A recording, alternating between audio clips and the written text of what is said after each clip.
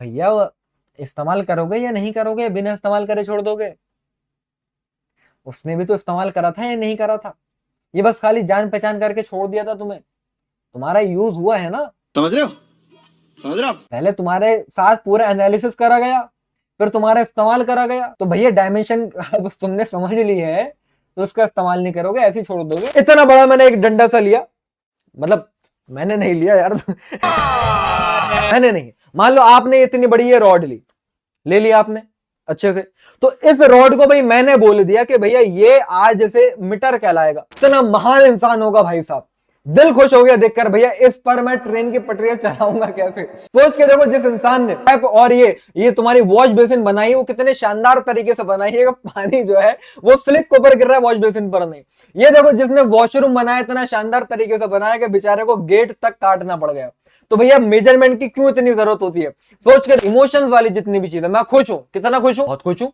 अरे कितना वैल्यू बता, नहीं है कोई वैल्यू। भूख लग रही, कितनी लग रही है? 2 बर्गर की भूख लग रही है, ऐसे ऐसे थोड़ी बोलोगे। आइडियाज, ये कोई भी ये जो चीज है ना, इसको आप मेजर नहीं कर सकते। तो वो यूनिट्स एंड मेजरमेंट जो कि बहुत ही शानदार, मजेदार, धमाकेदार चैप्टर है, और ये एक ऐसा चैप्टर है जो तुम्हारी पूरी की पूरी फिजिक्स में, अरे चाहे 11th क्लास हो या 12th क्लास हो, हर जगह इसकी पढ़ाई की बातें कहीं ना कहीं काम में आएंगी आएंगी।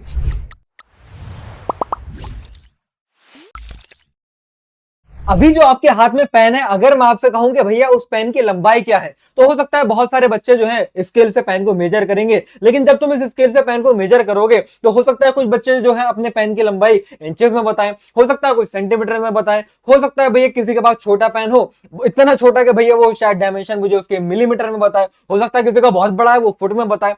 पेन की मैं बात कर रहा हूं। तो कहने वाली बात यह है कि एक ही चीज की तुम मेजरमेंट कर रहे हो, लेकिन तुम मुझे बता रहे हो आंसर अलग अलग यूनिट्स में, कोई मीटर के अंदर, कोई सेंटीमीटर के अंदर, कोई इंचेस के अंदर, कोई फुट के अंदर। तो ये सारे का सारा कंफ्यूजन तुम्हारा दूर होगा इस चैप्टर से, जिसका नाम है यूनिट्स एंड मेजरमेंट, जो कि बहुत ही शानदार, मजेदार, धमाकेदार चैप्टर है। और ये एक ऐसा चैप्टर है जो तुम्हारी पूरी की पूरी फिजिक्स में, अरे चाहे 11th क्लास हो या 12th क्लास हो, हर जगह इसकी पढ़ाई की बातें कहीं ना कहीं काम में आएंगी आएंगी। तो आज का सेशन हर एक बच्चे के लिए होने वाला है, जो चाहे क्लास 11 में हो, 12 के अंदर हो, ड्रॉपर हो, क्योंकि मैं तुमको बिल्कुल जीरो स्क्रैच से पढ़ाने वाला हूं, बेसिक से पढ़ाने वाला हूं, पहली बार पढ़ रहे होगे इस तरीके से पढ़ाने वाला हूं, और बेसिक सवाल भी कराऊंगा, मेंस के सवाल भी कराऊंगा, जेडब्ल्यू मेंस की बात कर रहा हूं, और जेडब्ल्यू एडवांस के सवाल भी तुम ये सेशन खत्म होते होते तुम खुद से सॉल्व कर रहे होगे, इसकी मैं गारंटी देता हूं। तो आइए मेरे प्यारे बच्चों, शुरू करते हैं। अब्दुल समद खान आपका प्यारा इसके सर आपके सामने हाजिर है, पहला वन शॉट और इस सीरीज का पहले सेशन के साथ।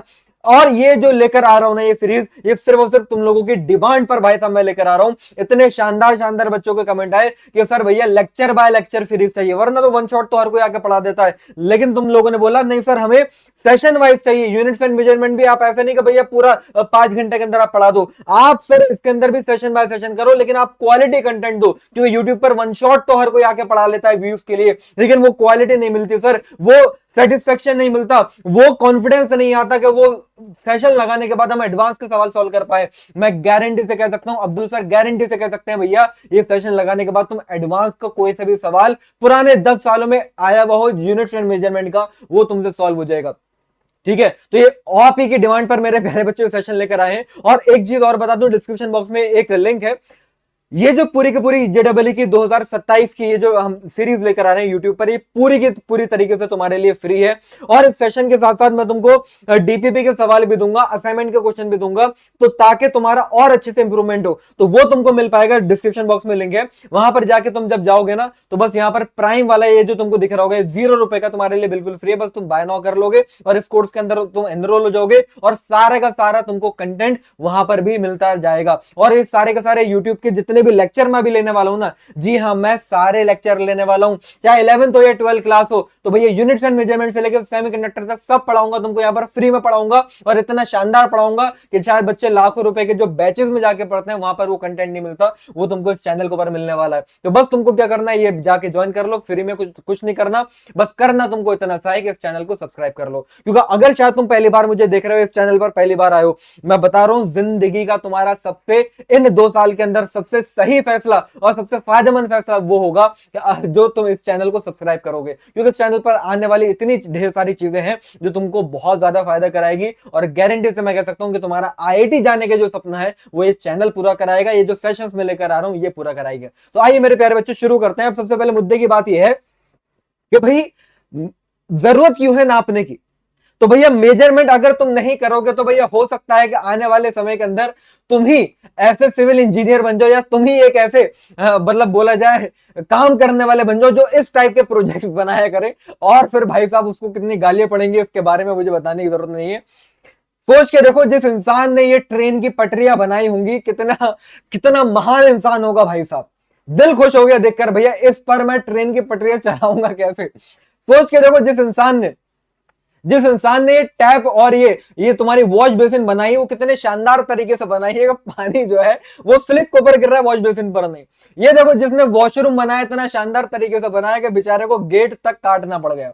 तो भैया मेजरमेंट की क्यों इतनी जरूरत होती है, तुम सोच के देखो। और ये ऐसा नहीं, मजाक वाली बात मैं नहीं कर रहा हूं, आप सीरियसली देखो, ये भैया पूरा का पूरा हाईवे का एक ब्रिज बना हुआ है, और इस तरीके से बनाया गया है कि शुरू कहीं से करा था, खत्म कहीं और पर करा, तो अलाइनमेंट इतना खराब हो गया, आड़ा हो गया कि ये सेंटर में नहीं आ पाया, ये इसको साइड में करना पड़ गया।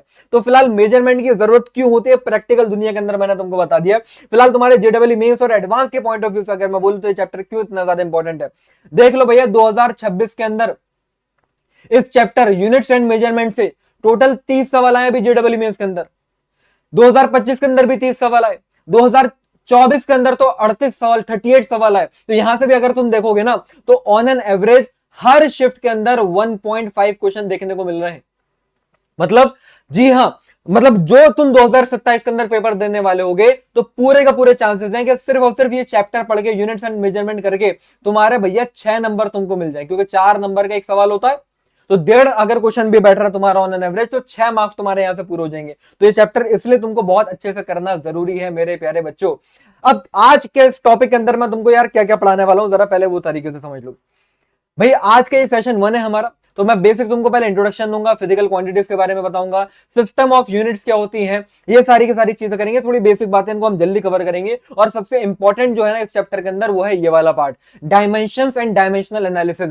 हर साल अगर सवाल आते हैं मैं स्टार बना देता हूं, भविष्यवाणी कर देता हूं 2027 के पेपर में, तुम कभी भी दोगे यार पेपर, 28 में हो सकता है शायद तुम दो, भैया हर हाल में तुम्हारा इस टॉपिक से सवाल हो गई होगा। और सिग्निफिकेंट फिगर ये भी इतना ही इंपॉर्टेंट है, यहां से सवाल हो गई होगा। सॉरी, सिग्निफिकेंट फिगर नहीं, एरर से भी यहां से सवाल होगा। सिग्निफिकेंट फिगर इतना ज्यादा इंपॉर्टेंट नहीं है, लेकिन ये भी हम करने वाले हैं। तो मेरे प्यारे बच्चों बहुत ही शानदार सेशन होने वाला है, मजा तुमको आने वाला है, पता नहीं चलेगा ये सेशन कहां चला गया। बस शर्त ये है कि तुम वादा करो, तुम कसम खाओ कि भैया ये सेशन तुम शुरू से आखिर तक पूरा लगाओगे। तो आइए मेरे प्यारे बच्चों शुरू करते हैं। अब सबसे पहले मुद्दे की बात पर आते हैं। भाई हमारे पास 2 टाइप की क्वांटिटीज होती हैं फिजिक्स के अंदर, शुरुआत बिल्कुल बेसिक से यहीं से होती है। 2 टाइप की क्वांटिटीज होती है, एक तो होती है भैया फिजिकल क्वांटिटी और एक होती है नॉन फिजिकल क्वांटिटी। अब ये क्या होता है भैया, फिजिकल क्वांटिटी भैया तुम जिनके साथ फिजिकल हो सको, और नॉन फिजिकल क्वांटिटी जिनके साथ तुम फिजिकल ना हो सको। ये क्या कह दिया मास्टर, यहां तो मास्टर की क्लिप कट जाएगी। नहीं भैया, मैं वो नहीं कह रहा हूं जो तुम सुनना चाह रहे हो, मेरा कहने का मतलब यहां पर भैया वो नहीं था भाई साहब। फिजिकल क्वांटिटी का मतलब ये है, जैसे कि मैंने तुमसे कहा कि भाई तुम अपने पेन की मेजरमेंट करके बताओ, अपने पेन की तुमने मेजरमेंट करी नहीं करी, तो भैया तुमने उसकी जब मेजरमेंट करी तो एक्चुअल में वो चीज है ना। ऐसा तो नहीं है कि भाई तुम किसी इमेजिनरी चीज की मेजरमेंट तुम करके दे रहे हो। भाई तुम्हारे पास पेन है या नहीं है मुझे पहले तो ये बताओ। अरे पेन होगा तभी तो तुम उसको मेजर करके बताओगे। ऐसा तो नहीं कि तुम में से किसी के पास पेन ना हो और तुमने उसकी मेजरमेंट करके बता दो सर भैया 6 इंच का पेन है, ऐसा तो नहीं कर रहे हो ना। तो मैं आपसे बस ये कहना चाह रहा हूं कि फिजिकल क्वांटिटी कौन सी क्वांटिटी हो गई मेरे प्यारे बच्चों, ये वो क्वांटिटी हो गई जिनको आप मेजर कर सकें। मतलब ये हो गई हमारी मेजरेबल क्वांटिटीज। क्या हो गए भैया, ये वो क्वांटिटीज हो गई जिनको आप मेजर कर सकते हैं, मतलब ये हो गई हमारी मेजरेबल क्वांटिटीज। अब नॉन फिजिकल क्वांटिटी क्या हो गई, नॉन फिजिकल क्वांटिटी हो गई कि जब तुमने पेन की मेजरमेंट करी तो पेन की मेजरमेंट आई तुम्हारी 3 मिलीमीटर 5 मिलीमीटर।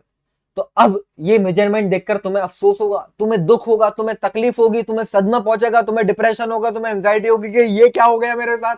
तो समझ रहे हो, तो अब उस चीज को मेजर नहीं करा जा सकता। अब मैं तुमसे कहूंगा कि भैया ये देखकर तुम्हें कितनी तकलीफ महसूस हुई, तो तुम बोलोगे सर तकलीफ बहुत हो रही सर, मैं बस अब दुनिया के अंदर रहने के लिए अब मेरे पास कोई वजह ही नहीं बची है।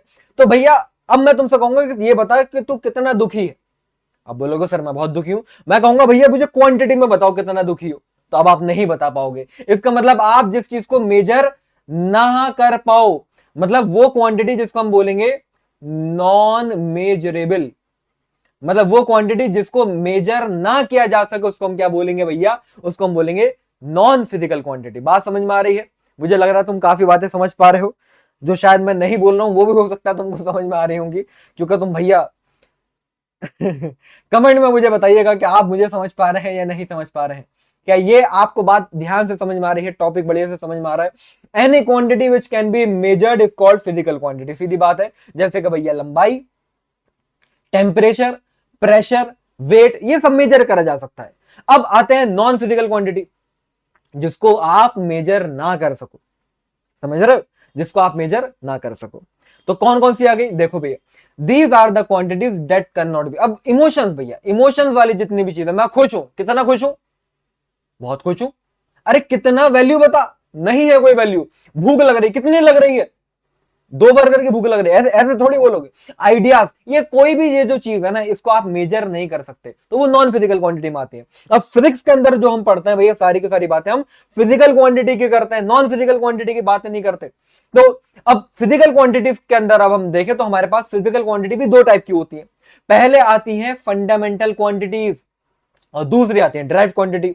अब फंडामेंटल क्वांटिटी कौन सी हो गई भाई, जो किसी के ऊपर डिपेंड ना करे वो फंडामेंटल, और जो किसी के ऊपर डिपेंड कर जाए उसको हम बोलेंगे कि भैया वो ड्राइव क्वांटिटी है। अब ये कैसे समझ में आएगा, अभी एग्जांपल ले लो। क्या मैंने बोला कि फंडामेंटल क्वांटिटीज वो क्वांटिटीज होती हैं जो किसी पर डिपेंड नहीं करती। बात समझ में आ रही बाबू मुशाए? और ऐसी सिर्फ और सिर्फ 7 ही क्वांटिटी है। मतलब मैं तुमसे ये भी कह सकता हूं कि 7 फिजिकल क्वांटिटी को छोड़ के, ये जो अभी आप देख रहे हैं ना, इन 7 फिजिकल क्वांटिटीज को छोड़ के बाकी जितने भी हैं वो सबके सब ड्राइव क्वांटिटीज है। अब कौन कौन सी भैया, जैसे कि लेंथ। अब भाई किसी ऑब्जेक्ट की जो लेंथ है, फिर वही बात, अब इस पेन की जो लेंथ है तो वो किसी बात पे डिपेंड कर रही है? नहीं कर रही ना। तो लेंथ जो है सो है, तो length is a physical quantity. अरे इसका जो मास है, अरे जो है तो है, तो mass is a physical quantity. अरे समय जो चल रहा है जो है तो है, करंट जो है तो है, temperature, amount of substance, luminous intensity, अभी आगे डिटेल में थोड़ा सा पढ़ाऊंगा। फिलहाल ये 7 की 7 क्वांटिटी हमारी क्या होती हैं, ये फंडामेंटल क्वांटिटीज होती हैं। आगे बढ़ते हैं, ड्राइव क्वांटिटी क्या होती है भैया? ड्राइव क्वांटिटी वो क्वांटिटी होती है मेरे प्यारे बच्चों, जो इन फंडामेंटल क्वांटिटीज को मल्टीप्लाई डिवाइड करके कुछ ना कुछ तोड़ मरोड़ करके बनाई जाती है। जैसे जैसे कि भैया अगर मैं आपसे कहता हूं कि भाई स्पीड का फॉर्मूला क्या होता है, मास्टर जी स्पीड का फॉर्मूला हमारा होता है डिस्टेंस अपॉन टाइम। है जी, सही कह रहा हूं भाई, स्पीड का फॉर्मूला क्या होता है, डिस्टेंस अपॉन टाइम होता है। तो भाई डिस्टेंस क्या है, फंडामेंटल क्वांटिटी, टाइम क्या है, फंडामेंटल क्वांटिटी, दोनों को डिवाइड करके क्या आया, एक ऐसी क्वांटिटी जिसको हम वेलोसिटी कह रहे हैं, जो कि ड्राइव्ड क्वांटिटी हो गई। बात समझ में आ रही है तुम्हें? देख लो भाई, एक बार अच्छे से देख लो, फिर मैं आगे बढ़ता हूं। चले भाई, आई आगे बढ़ता हूं नेक्स्ट। अब और एग्जांपल ले लेते हैं। अब एक्सेलरेशन क्या है, एक्सेलरेशन भी भैया ड्राइव क्वांटिटी है। कैसे आता भाई, अरे एक्सेलरेशन का फॉर्मूला ऐसा तो नहीं, आज तुम दुनिया के अंदर आज ही आए हो और आज पहली बार सुन रहे हो एक्सेलरेशन जैसी चीज क्या होती है? ऐसा तो नहीं है भाई। क्या होता है भाई एक्सेलरेशन, बोलो बोलो बोलो मास्टर जी। एक्सेलरेशन का फॉर्मूला होता है change in velocity upon time. ठीक है भाई, तो वेलोसिटी कैसे आई थी, डिस्टेंस अपॉन टाइम करके। तो अगर मैं बोलूं कहीं ना कहीं डिस्टेंस अपॉन टाइम हो गया, या फिर मैं बोल सकता हूं कि डिस्टेंस अपॉन टाइम का स्क्वायर हो गया, ऐसे कहा जा सकता है। इसका मतलब यह है मेरे प्यारे गुड्डे कि डिस्टेंस को टाइम के स्क्वायर से डिवाइड करके एक्सेलरेशन बना, तो एक्सेलरेशन भी तो कैसी क्वांटिटी है, बोलो कैसी क्वांटिटी है भैया, ड्राइव्ड क्वांटिटी है। ऐसे भैया डेंसिटी की बात करेंगे तो डेंसिटी का फॉर्मूला क्या होता है भाई, मास्टर जी डेंसिटी का फॉर्मूला मास बाय वॉल्यूम। अब मास को मैं वॉल्यूम से डिवाइड करूंगा, और वॉल्यूम का मतलब क्या होता है, वॉल्यूम का मतलब length into breadth into height होता है। तो इन ये है चारों की चारों, देखो भैया फंडामेंटल क्वांटिटी, लेकिन मल्टीप्लाई डिवाइड कर दिया तो डेंसिटी आई हमारी कैसी क्वांटिटी, ड्राइव क्वांटिटी। ऐसी फोर्स का फॉर्मूला मास इनटू एक्सेलरेशन। अब आई होप आपको इतनी बात समझ में आ गई होगी। चले आगे, तो नोट क्या है भैया, एवरी फिजिकल क्वांटिटी, जो मैं आपसे कह रहा था, every physical quantity in 7 fundamental quantity को छोड़ के ड्राइव्ड क्वांटिटी ही होती है। चलें आगे, आ जाओ भी आगे बढ़ते हैं। चलें, चलो अब देखो यूनिट की बात कर लेते हैं। तो यूनिट क्या है? यूनिट भाई एक standard amount of physical quantity, जैसे कि कोई भी फिजिकल क्वांटिटी की वैल्यू अगर तुम्हें पता करनी है, मेजरमेंट अगर पता करनी है, तो ये काम कौन कराएगा? ये काम तुमको भैया यूनिट करके देगा। समझ रहे हो? ये काम तुमको यूनिट करके देगा। फॉर एग्जांपल अब लेंथ की अगर मैं बात करता हूं, तो लेंथ की यूनिट क्या है मास्टर जी? लेंथ की यूनिट हमारी मीटर भी है, सेंटीमीटर भी है, फुट भी है। वेट की यूनिट क्या है भाई? वेट को आप किलोग्राम में भी, मतलब एक्चुअल में वेट नहीं, ये प्रैक्टिकली अगर देखा जाए तो फिजिक्स के हिसाब से गलत है, मास। तो मास की यूनिट हमारी क्या है भैया? किलोग्राम भी है, ग्राम भी है, पाउंड भी है। केक तुम किलोग्राम के हिसाब से कौन सा बनवाते हो? केक तुम्हारा पाउंड के हिसाब से बनता है फिलहाल। तो अब आप किसी भी चीज को अगर मेजर कर रहे हो, तो अब जैसे कि मैं आपसे कहता हूं कि भैया यहां से चल के और मैं यहां तक पहुंचा, तो यहां से यहां तक की दूरी, मतलब यहां से यहां तक की दूरी देख सकते हो, यहां से यहां तक की दूरी, ये मेरे 5 कदम के बराबर है। अब 5 कदम मतलब मेरे 5 पैरों के बराबर है, पैर मतलब फुट, तो इसको हमने बोला कि भैया ये डिस्टेंस 5 फुट हो गया। भाई वाह, समझ रहे हो? इतना बड़ा मैंने एक डंडा सा लिया, मतलब मैंने नहीं लिया यार मैं आपसे क्या कह रहा हूं, मैंने इतनी बड़ी, भाई मैंने नहीं, मान लो आपने इतनी बड़ी ये रॉड ले लिया आपने अच्छे से, तो इस रॉड को भाई मैंने बोल दिया कि भैया ये आज से मीटर कहलाएगा। तो अब अगर मैं तुमसे कहता हूं कि भाई मेरे घर से तुम्हारे घर के बीच में कितने मीटर की दूरी है, मान लो तुम मेरे पड़ोसी हो, तो आप बोलोगे सर आपके और मेरे घर के बीच में ऐसे ऐसे भैया सर 10 डंडे जोड़ दो, तो आपके और मेरे घर के बीच का डिस्टेंस पूरा हो जाएगा। तो भैया तुम्हारे और मेरे घर के बीच में 10 मीटर की दूरी है। आए है, जी हाँ, बस इतना ही, इतना सही तो हमें करना है, इतना सही तो करना है, यही है सारा खेल। तो अब किसी भी फिजिकल क्वांटिटी को डिफाइन करने के लिए आपको क्या चाहिए भाई? उसका मेजरमेंट आप करोगे तो आपको पहली बात यूनिट चाहिए होगी, और वो यूनिट कितना यूनिट, जैसे कि आपसे और मेरे घर के बीच में 10 मीटर है ना डिस्टेंस, तो 10 हो गया मैग्नीट्यूड, 10 हो गया मैग्नीट्यूड, और मीटर हो गई यूनिट। तो कोई भी फिजिकल क्वांटिटी अगर है तो उसके अंदर ये दो चीजें होनी चाहिए, एक तो उसकी वैल्यू होनी चाहिए और दूसरी उसकी यूनिट होनी चाहिए। मतलब जैसे लेंथ, अगर मैं आपसे क्या कह रहा हूं, लेंथ कह रहा हूं 28 मीटर, तो 28 यहां पर हमारा मैग्नीट्यूड हो गया और मीटर हमारी यूनिट हो गई। अगर ये दोनों चीजें नहीं है तो भाई साहब वो फिजिकल क्वांटिटी नहीं है मेरे प्यारे। बात समझ में आ रही है? बिल्कुल आ रही है। आगे बढ़ते हैं भैया, आगे बढ़ते हैं। अब यूनिट्स को अगर आप देखो, भाई देखो मैं आपसे अगर कहता हूं यार ये जो पेन है, फिर से मैं बार बार पेन लेकर आ रहा हूं, परेशान तो नहीं हो रहे हो तुम? मैं फिर से पेन लेकर आ गया हो भाई, कुछ बच्चे ऑफेंड हो जाते हैं इस बात पर कि सर आप बार बार पेन लेकर आ रहे हो। सर ये बात गलत है ना? हमारे पास नहीं है सर पेन, आप कोई और सा भी तो एग्जाम्पल ले सकते थे। तो मैं मैं आपसे कह रहा हूं मेरे पास अभी यहां पर यही है।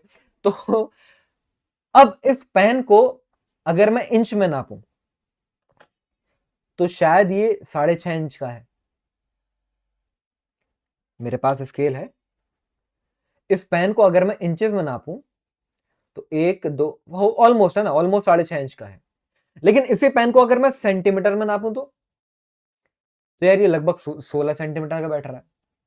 तो भाई मैं एक एग्जाम्पल ले रहा हूं, जरूरी नहीं हो सकता मेजरमेंट में तो थोड़ी गलत कर दियो, मैं आपसे एग्जाम्पल ले रहा हूं। मैं आपसे कह रहा हूं कि भाई पेन की लेंथ बताओ, तो हो सकता है कि भैया आप बोलो सर 6.5 इंचेस है। सर हमारा पेन जो है वो 6.5 इंच का है। बहुत बढ़िया, क्या बात है, काफी बड़ा है। और सेम अगर मैं आपसे कहूं कि भैया दूसरा बच्चा जो आया, दूसरे बच्चे ने भी आपका पेन को मेजर करा, लेकिन जब उसने मेजरमेंट करा तो उसने बोला कि सर भैया इनका पेन 16 सेंटीमीटर का है।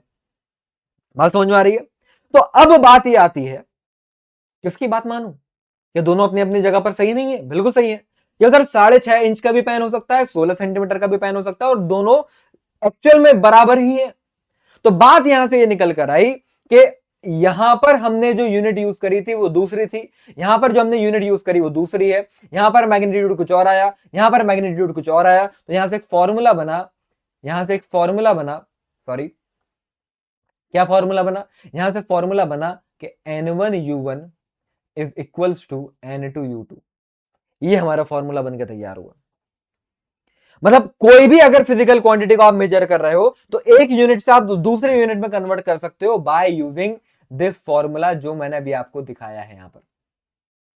जैसे कि देखो इन्होंने भी यहां पर लिख रखा है कि 2.9 इंच की पेंसिल 7.3 सेंटीमीटर के बराबर है। तो N1U1 is equals to N2U2, इसको आप अच्छे से नोट कर लीजिए। फिर हम आगे बढ़ते हैं। और देखो भाई एक जमाने में यही तो होता था भाई, एक जमाने में क्या होता था, बार्टर सिस्टम चलता था भाई, एक चीज के बदले हम तुमको दूसरी चीज दे देते हैं। अब आज के जमाने में ऐसा थोड़ी होता है, आज बार्टर सिस्टम खत्म हो चुका है।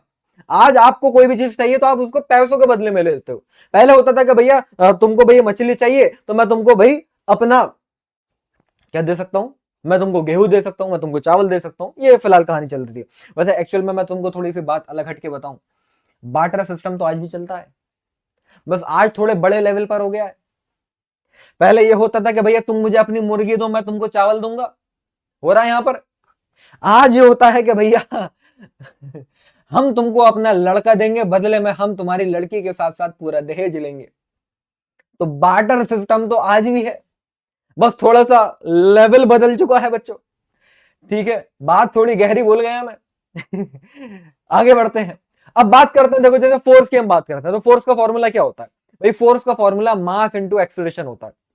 अब मास, यार मास किलोग्राम में भी हो सकता है, ग्राम में भी हो सकता है, पाउंड में भी हो सकता है, यहां तो लुटेड हो जाएगी। वेलोसिटी मीटर पर सेकंड, सेंटीमीटर पर सेकंड, फीट पर सेकंड में हो सकती है। अरे टाइम भी सेकंड, मिनट, आवर में हो सकता है। अब ये कुछ भी अगर तुम यहां पर रख दोगे तो फोर्स क्या ही तुम्हारी निकल कर आएगी, लुटिया डूब जाएगी तुम्हारी। तो इससे बचने के लिए हमने क्या कहा, हमने ये कहा कि भैया हर तरफ, हर जगह पूरी दुनिया में मास को एक ही यूनिट के अंदर कैलकुलेट करा जाएगा। आप कर सकते हो मास को ग्राम के अंदर भी, पाउंड के अंदर भी, लेकिन हमने ये कहा कि भाई जब डेटा लिखा जाएगा, जब एक्सपेरिमेंट्स करे जाएंगे तो वहां पर हम हर जगह मास को किलोग्राम में ही पुट करेंगे। ऐसे बोला गया कि भैया डिस्टेंस आप फीट में, आप सेंटीमीटर में, आप इंचेस के अंदर मेजर करो, वो आपकी मर्जी है, लेकिन जब ऑफिशियली कहीं पर ये डेटा नोट करा जाएगा तो हम उसको मीटर के अंदर ही नोट करेंगे। ऐसे टाइम को हम सेकंड के अंदर ही मेजर करेंगे। कर तुम मिनट और आवर में भी सकते हो, लेकिन जब फॉर्मूले आएंगे, जब न्यूमेरिकल्स आएंगे, जब कोई क्वेश्चन सॉल्व करा जाएगा तो वहां पर हम इसको सेकंड के अंदर ही यूज करेंगे। तो हमारे पास बहुत सारे सिस्टम ऑफ यूनिट्स बने। पहले एक बनाया गया एमकेएस सिस्टम। एमकेएस सिस्टम को एमकेएस सिस्टम हम क्यों कर रहे हैं, देखो भाई एमकेएस सिस्टम को एमकेएस सिस्टम इसलिए कर रहे हैं क्योंकि यहां पर डिस्टेंस मीटर में, मास किलोग्राम के अंदर और टाइम सेकंड में था। फिर बनाया गया सीजीएस सिस्टम, जिसके अंदर इसमें सारी छोटी छोटी यूनिट आ गई, जिसमें डिस्टेंस सेंटीमीटर में हो गया, मास ग्राम में हो गया, टाइम सेकंड के अंदर हो गया। फिर एक आया एफपीएस सिस्टम, जिसमें बोला गया कि भैया डिस्टेंस को फुट में मेजर करोगे, मास को पाउंड में और टाइम को सेकंड में। लेकिन फिर जैसे मैंने आपसे कहा कि भाई एक बनाया गया फिर एसआई यूनिट। एसआई यूनिट क्या, एसआई यूनिट का मतलब क्या हो गया, ऐसा यूनिट जो इंटरनेशनली एक्सेप्टेबल यूनिट्स हैं, जो हर जगह कोई भी आप कोई भी डेटा रखोगे, कोई भी एक्सपेरिमेंट करोगे तो आप इन्हीं यूनिट्स के अंदर ही करोगे, तो उसको हम क्या बोलेंगे, एसआई यूनिट बोलेंगे। और एक्चुअल में हमने क्या करा, हमने एमकेएस सिस्टम को ही एसआई यूनिट मान लिया। किसको भाई, हमने एमकेएस सिस्टम को ही एसआई यूनिट वाला सिस्टम मान लिया मेरे प्यारे बच्चों। देख लीजिए,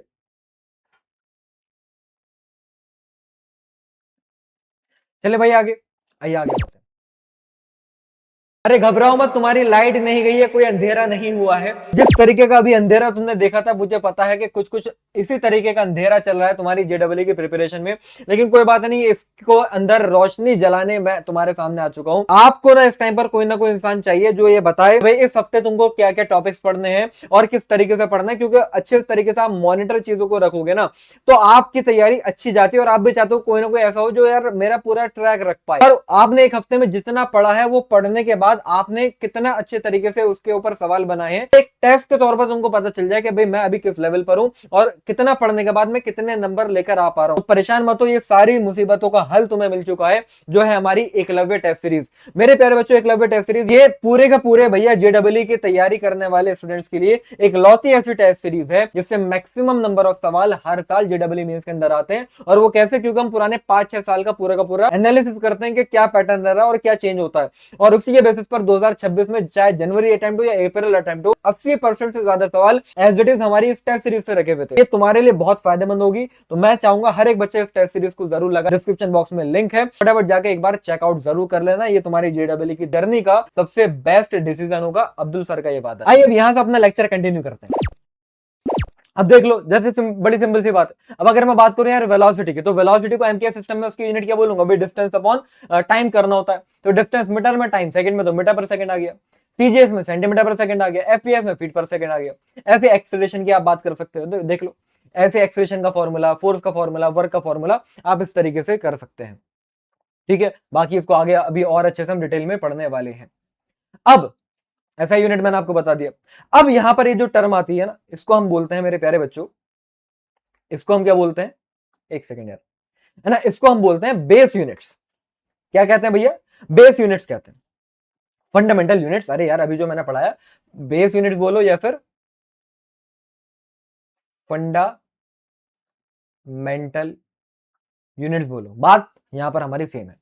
तो अब हमने क्या बोला कि भाई जैसे लेंथ होती है, तो लेंथ का जो हमारा यूनिट होगा मेरे प्यारे बच्चों, ठीक है, तो वो लेंथ का हमारा यूनिट होता है, मैं इधर आ जाता हूं, लेंथ का यूनिट होता है हमारा मीटर। मतलब लेंथ के हम जो भी मेजरमेंट करते हैं वो काय में करते हैं, वो हम मीटर में करते हैं। और लेंथ का जो हमारा सिंबल होता है, लेंथ का सिंबल होता है हमारा एम। देख सकते हैं, बात समझ में आ रही है। और देखो, और देखो इस तरीके से देख लेते हैं। मास की अगर मैं बात करता हूं, तो भैया मास की जो हमारी यूनिट होती है, मास की यूनिट होती है मेरे प्यारे बच्चों किलोग्राम, और उसका सिंबल केजी हो गया। ऐसे टाइम की जो हमारी एसआई यूनिट होती है वो क्या होती है भैया, सेकंड होती है, सिंबल क्या हो गया, एस हो गया। टेम्परेचर की जो हमारी एसआई यूनिट होती है वो डिग्री सेल्सियस नहीं होती भैया, वो केल्विन होती है, तो उसके लिए सिंबल के आ जाता है।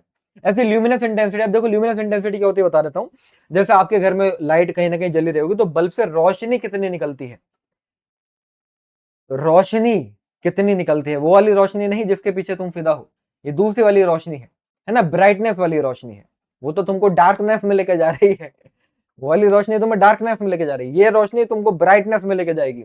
तो फिलहाल इस रोशनी की जो हमारी यूनिट होती है उसको हम क्या बोलते हैं, उसको हम बोलते हैं कैंडेला, और इसका जो सिंबल होता है वो सीडी होता है। ऐसे इलेक्ट्रिक करंट, करंट तो मालूम ही होगा ऑब्वियसली, है ना, वायर के अंदर जो दौड़ती है, तो उसकी जो हमारी यूनिट होती है वो मेरे प्यारे बच्चों होती है एम्पियर, और उसका सिंबल ए होता है। अमाउंट ऑफ सब्सटेंस, केमिस्ट्री के अंदर तुमने मोल पढ़ा होगा, मोल कॉन्सेप्ट चैप्टर मैम ने तुमको पढ़ाया होगा, तो वहां पर अमाउंट ऑफ सब्सटेंस की जो यूनिट होती है वो मोल होती है, MOLE, और जो उसका सिंबल होता है वो MOL होता है। बस सिंबल में देख लो, सिंबल और यूनिट में बस खाली ई का डिफरेंस है। क्लियर है बात, आइए आगे चलते हैं। ठीक है, ये बात यहां पर सारी लिखी हुई भी थी, वैसे मैंने आपको लिखकर बता दी है। और आगे बढ़ते हैं। अब दो हमारी यार एक सप्लीमेंट्री यूनिट्स आती है। अभी सप्लीमेंट्री यूनिट्स का मतलब क्या हो गया मास्टर जी, समझो यार। सप्लीमेंट्री यूनिट्स का मतलब ये है कि भैया ये वो यूनिट्स हैं जो ना तो फंडामेंटल में आ रही ना तो ड्राइव में आ गई। ये एक्चुअल में थोड़ी सी मैथमेटिकल यूनिट है। जैसे कि एंगल की हम बात करते हैं, तो एंगल क्या हो गया। अब अगर मैं आपसे कहता हूं कि भैया यहां पर एक एक सर्कुलर आर्क में ए पॉइंट से आप बी पॉइंट पर गए, समझ रहे हो, तो सेंटर पर कितना एंगल बना, क्या कह दिया मैंने, सेंटर पर कितना एंगल बना, तो आप बोलोगे सर थीटा। तो एक्चुअल में ये हमारा एक प्लेन में एंगल हो गया ना, ये एंगल इस प्लेन में हो तो वो, अरे भैया एक्स एक्सिस है, ये हमारा एक्स एक्सिस है, ये हमारा वाई एक्सिस है, तो ये उसी के अंदर ही तो ऐसे घूम रहा है। तो ये जो हमारा एंगल है वो प्लेन एंगल हो गया। तो प्लेन एंगल का वैसे तो देखा जाए एंगल का फॉर्मूला होता है आर्क अपॉन रेडियस, एंगल का फॉर्मूला प्लेन एंगल की बात कर रहा हूं, आर्क अपॉन रेडियस होता है। तो ऊपर भी डिस्टेंस है मतलब यूनिट मीटर, नीचे भी डिस्टेंस है तो यूनिट मीटर, तो मीटर से मीटर कट गया तो ये कोई यूनिट नहीं होनी चाहिए थी, लेकिन हम इसकी यूनिट कहते हैं। जी हाँ, इसको हम इसको यूनिटलेस नहीं मानते, इसकी यूनिट होती है मेरे प्यारे बच्चों रेडियन, और सिंबल होता है RD। सेम ऐसे अब एक और एंगल होता है जिसको हम कहते हैं सॉलिड एंगल, ये इलेक्ट्रोस्टैटिक्स में थोड़ा बहुत तुम्हारे काम में आएगा। अब सॉलिड एंगल क्या होता है मैं तुमको समझाता हूं। जैसे कि मान लो कि भाई यहां पर मैंने नहीं नहीं, इसको इस तरीके से बना लेते हैं। एक कोन है, क्या है भैया हमारे पास, एक कोन है, समझ में आ रही है बात, ये कोन है। तो अब इस कोन का ये जो सर्कुलर पार्ट है उसकी वजह से, ये जो कोन का सर्कुलर पार्ट है जी, अच्छा ये तो छुप गया, मैं क्या कर रहा हूं, ये जो कोन का सर्कुलर पार्ट है उसकी वजह से इस सेंटर पर तो एंगल इस तरीके से बनेगा। नहीं आ रही बात समझ में, अरे यार जैसे कि मैं बात करता हूं हमारी फुटबॉल होती नहीं होती, तो फुटबॉल के ऊपर बहुत सारे पैटर्न बने हुए होते हैं, दिखाता हूं मैं तुमको। फुटबॉल के ऊपर ऐसे ऐसे पैटर्न बने हुए नहीं होते, ऐसे करके लाइक दिस, ठीक है, ये ऐसे करके ये जो पैटर्न बने हुए हैं फुटबॉल के ऊपर, ठीक है। अब ये जो पैटर्न बने हुए, तो उस पैटर्न की वजह से फुटबॉल के अंदर जो सेंटर है उस पर कितना एंगल बनेगा, तो वो तो एक कोनिकल एंगल बनेगा ना, इमेजिन करो। इस पैटर्न की वजह से जो मैंने डिजाइन बनाया, लाओ मैं एक को हाईलाइट भी कर देता हूं, तुम समझ पा रहे हो मैं क्या कर रहा हूं भाई। जैसे ये है, तो इसकी वजह से इस स्फीयर के सेंटर पर जो अंदर एंगल बनेगा वो कहीं ना कहीं कोनिकल शेप में तो ले लेगा। ये मैं ब्लर हो गया, सॉरी। वो कैसे ले लेगा, कोनिकल शेप भी तो ले लेगा, जैसे कि यहां पर तुमको दिख रहा है। तो ये जो हमारा एंगल होता है मेरे प्यारे बच्चों, इसको हम बोलते हैं सॉलिड एंगल। जी हाँ, ये एंगल हमारा सॉलिड एंगल कहलाएगा। और सॉलिड एंगल का फॉर्मूला होता है, जैसे उधर आर का अपॉन रेडियस का स्क्वायर है, तो यहां पर एरिया अपॉन, मतलब आर का अपॉन रेडियस था, तो यहां पर एरिया अपॉन रेडियस का स्क्वायर होगा। तो अगर देखा जाए तो यहां पर आने भी तो ऊपर मीटर स्क्वायर हो गया, नीचे मीटर स्क्वायर हो गया, तो ये भी यूनिट लेस ही होना चाहिए था। लेकिन सॉलिड एंगल जो है इसकी भी यूनिट होती है, और इसकी यूनिट होती है हमारी स्टेरेडियन, समझ रहे हो। और इसका जो सिंबल होता है वो होता है हमारा एस आर। एक बार अच्छे से इसको देख लीजिए, फिर मैं आगे बढ़ूंगा। चले आगे, यहां तक बात तुमको समझ में आ रही है भाई। अच्छा, एक छोटा सा यार डाउट मुझे तुम लोगों से पूछना है। मैं बेंगलोर में रहता हूँ, है ना, वेदांतु का ऑफिस बेंगलोर में ही है, जैसा आप लोगों को मालूम होगा। जिसको नहीं मालूम मैं बता देता हूँ। वहां पर स्मार्ट बोर्ड है, बहुत शानदार से सब स्टूडियो सेटअप बना हुआ है।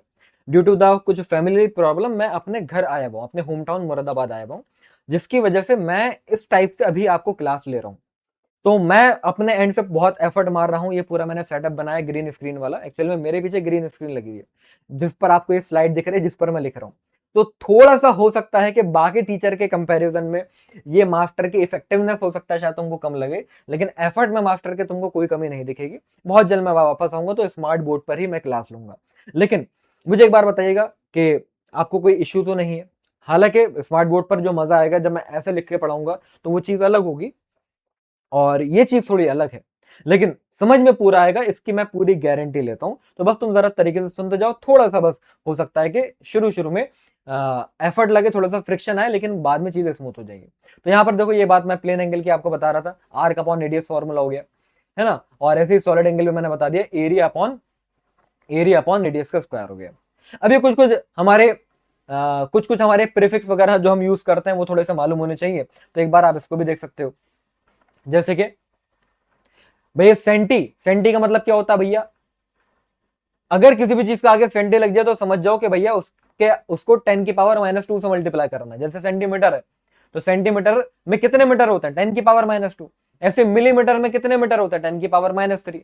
माइक्रो का मतलब माइक्रोमीटर अगर है तो 10⁻6। नैनो का मतलब 10⁻9। मैं इधर आ जाता हूं, है ना। और देखो, पीको का मतलब क्या हो गया, 10⁻12। किलो का मतलब 10⁻3। भाई 1 किलोग्राम में कितने ग्राम, 1000 होते हैं, तो 1000 से मल्टीप्लाई करते हो। ऐसे मेगा का मतलब क्या हो गया, 10⁻6। ऐसे यहाँ पर हमारा अगर गीगा आ गया तो 10⁻9। तो ऐसे ही चीजें चलती रहती हैं, बड़ी बेसिक सी बातें, ये तुमको मालूम होनी चाहिए। अब सबसे इंपॉर्टेंट पॉइंट, सबसे इंपॉर्टेंट बात यहां से शुरू हो रही है। एक्चुअल में सवाल जो भी आएंगे, ये अभी तक मैं जो भी पढ़ा रहा था ये सिर्फ और सिर्फ बेसिक था। सवाल आएंगे तो यहां से आएंगे। अब जो मैं तुमको टॉपिक पढ़ाने वाला हूं, डायमेंशन क्या है, कोई नई चीज नहीं है, बहुत ही सिंपल सी बात है यार, बस तुम ध्यान से सुनते जाओ। मैंने तुमको अभी 7 फंडामेंटल क्वांटिटीज बताई, और मैंने ये कहा कि उसके अलावा जितनी भी क्वांटिटीज हैं वो इन 7 फंडामेंटल क्वांटिटी के टर्म्स में मैं लिख सकता हूं। तो उसी को लिखने को डायमेंशन कहते हैं। मतलब कोई भी डिराइव्ड क्वांटिटी अगर तुमको दे दी जाए और तुमसे कहा जाए कि भैया ये बताओ ये किन किन फंडामेंटल क्वांटिटीज को मिला के बनी है, किसका स्क्वायर करा गया होगा, किसको मल्टीप्लाई करा गया होगा, किसको डिवाइड करा गया होगा, तो उस फॉर्मेशन में लिखने को ही हम क्या बोलेंगे भैया, उस फंडामेंटल क्वांटिटी, सॉरी उस फिजिकल क्वांटिटी की डायमेंशन लिखना बोलेंगे। डेफिनेशन तुम देख लो ना, the dimensions are the power of the fundamental units present in a unit of derived quantity. मतलब ड्राइव्ड क्वांटिटी की जब आप लिख रहे हो, क्या फिजिकल क्वांटिटी कोई भी अगर है तो आप उसको फंडामेंटल क्वांटिटी के टर्म्स में लिखो। फॉर एग्जाम्पल, मैं आपसे, सुनते जाओ, धीरे धीरे सारी चीजें क्लियर होती जाएंगे, पहली बार अगर पढ़ रहे हो सुनते जाओ जरा तरीके से। बात ये हो रही है कि मास के लिए डायमेंशनल सिंबल एम यूज करा जाएगा। अब यहां पर नए बच्चों की लुटिया डूबती है। भैया लेंथ की यूनिट होती है मीटर और सिंबल होता है एम। मैं अभी कह रहा हूं मास की डायमेंशन होती है एम, तो यहां पर तुम बड़ा कंफ्यूज हो जाओगे। क्यों सर, वहां तो लेंथ की यूनिट एल की यूनिट मीटर है, तो हम सिंबल एम लिख रहे थे। यहां पर मास की डायमेंशन एम है, तो यहां पर भी एम लिख रहे हो। तो यहां पर तुम अपनी लुटिया डुबोगे। तो मैं आपको क्या बात बता रहा हूं, वो बच्चे यूनिट थी, ये डायमेंशन है। There is a difference between, ये दोनों बिल्कुल अलग बातें हैं। यूनिट एक अलग चीज है, डायमेंशन एक अलग चीज है। यूनिट वाली बात पढ़ा दी, उसको खत्म करो, मिट्टी डालो। अब डायमेंशन पढ़ा रहा हूं, अब यहां से भैया न्यू मेमोरी तुम्हारी शुरू हो रही है। तो मैं क्या कह रहा हूं, और दूसरी बात, वहां पर सिंबल यूज करा जाता था मीटर के लिए, जो सिंबल था स्मॉल एम था। ये डायमेंशन है, कैपिटल एम है। तो मास के लिए डायमेंशन आप क्या यूज करेंगे भैया, कैपिटल एम। लेंथ के लिए एल, टाइम के लिए टी, करंट के लिए अगर आप देखो, है ना, करंट के लिए अगर आप देखो तो एम्पियर, टेम्परेचर के लिए केल्विन, अमाउंट ऑफ सब्सटेंस के लिए मोल, ल्यूमिनस इंटेंसिटी के लिए कैंडेला। फिलहाल मैं आपको बता दूं, मुद्दे की बात यह है कि बहुत से बहुत अगर डायमेंशन तुम्हारी काम में आएंगे ना, तो ये पांचों आएंगे। ये फिजिक्स में तो ये पांचों काम में आती है, और उसमें भी ये तीनों ही सबसे ज्यादा इंपॉर्टेंट है, एम, एल और टी वाली। ये आपको बस मालूम होना चाहिए। आइए मैं तो आपको थोड़ा सा डायमेंशन अच्छे से लिखना सिखाता हूं, अपने तरीके से करवाता हूं। ठीक है, तो आपको थोड़ी सी क्लियरिटी मिलेगी कि मैं एक्चुअल में कहना क्या चाह रहा हूं। अब यहां से, अभी तो बहुत थ्योरी वाला पार्ट था, इसलिए मैं लिख लिख के नहीं पढ़ा रहा था। अब यहां से मैं आपको अपने फॉर्म में लिख के पढ़ाऊंगा। आइए जरा देखिए। तो सबसे पहले अगर मैं आपसे कहता हूं कि भैया एरिया, है ना, एरिया, यहां पर हमारे पास है एरिया। तो मैं आपसे कहता हूं एरिया की डायमेंशन बताओ। तो सर जी, एरिया होता है लेंथ इंटू ब्रेथ, है। हाँ, तो लेंथ की भी डायमेंशन एल ही है, ब्रेथ की भी डायमेंशन एल ही है। तो ये एल का स्क्वायर नहीं हो गया, तो उसके ऊपर ब्रैकेट लगाना जरूरी, क्योंकि डायमेंशन जब भी आप लिखते हो तो उसके ऊपर ब्रैकेट लगाना जरूरी होता है, स्क्वायर ब्रैकेट। सेम ऐसे अगर मैं आपसे कहता हूं कि भैया मुझे वॉल्यूम की डायमेंशन बताओ, तो आप बोलोगे सर वॉल्यूम का formula length into breadth into height हो गया। तो डायमेंशन एल एल एल अगर हम करेंगे तो एल का क्यूब आ गया। सेम अगर मैं ऐसे आपसे कहता हूं कि भैया मुझे डायमेंशन बताओ डेंसिटी की, ठीक है, वॉल्यूम मास डेंसिटी की बात हो रही है, तो डेंसिटी का फॉर्मूला मास बाय वॉल्यूम होता है। अब मास के लिए डायमेंशनल फॉर्मूला एम, वॉल्यूम के लिए L3 डिवाइड में था तो उसको ऊपर ले आया तो ML-3 हो गया। तो मैं बात समझ में आ रही, मैं क्या समझाने की कोशिश कर रहा हूं। ऐसे और आगे बताऊंगा, सारी बताते जाऊंगा, जरा सुनते जाओ। ऐसे अगर मैं आपसे बात करता हूं कि यार वेलोसिटी है जी, वेलोसिटी की डायमेंशन क्या होती है, वेलोसिटी, वेलोसिटी बोलो, स्पीड बोलो, कहीं ना कहीं डिस्टेंस अपॉन डिस्प्लेसमेंट, बात तो सेम ही रहेगी। तो यहां पर अगर हम देखें तो डिस्टेंस की डायमेंशन एल, टाइम की डायमेंशन टी, तो L-T-1 किसकी डायमेंशन हो गई, वेलोसिटी की। ऐसे अगर मैं तुमसे कहता हूं कि भैया बताओ मुझे डायमेंशन एक्सीलरेशन की, हेलो, हाँ जी, एक्सीलरेशन की डायमेंशन क्या होगी master ji, change in velocity upon time. तो वेलोसिटी की डायमेंशन L-T-1 ऊपर आई, उसको एक टी से और डिवाइड करा दो तो वो बन जाएगा L-T-2। वो क्या बन जाएगा मेरे प्यारे बच्चों, वो बन जाएगा L-T-2। आ रही कहानी समझ में। और आगे चलते हैं, और आगे चले, चलो और आगे चलते हैं। एक्सेलरेशन हो गया। अब बात करते हैं फोर्स की डायमेंशन। ये हर साल ये जितने भी मैं बता रहा हूं इन सबके फॉर्मूले पूछे जाते हैं तुमसे। फोर्स, फोर्स का डायमेंशनल फॉर्मूला तो मास इंटू एक्सेलरेशन फॉर्मूला। मतलब मुद्दे की बात यह है कि मास्टर जी अगर हमें फॉर्मूला मालूम है तो डायमेंशन निकालना is not a big game. ये तो भैया बाएं हाथ का खेल है, ऐसे चुटकियों में निकलेगा। तो मास का फॉर्मूला डायमेंशनल एम है, और एक्सेलरेशन मास्टर जी अभी ऊपर ही आपने निकाला L-T-2 है। तो यहां से हम देखें तो ML-T-2 बन गया। अभी अभी इतने ही नहीं, अभी और सुनिए। आओ मैं तुमको लेकर चलता हूं भैया वर्क, वर्क डन की डायमेंशन बताओ। तो वर्क डन का फॉर्मूला फोर्स इंटू डिस्प्लेसमेंट, मतलब फोर्स की डायमेंशन को एक एल से और मल्टीप्लाई करा दोगे तो एल की पावर क्या हो जाएगा, एल की पावर 2 हो जाएगा। तो ML-T-2 हो रहा है।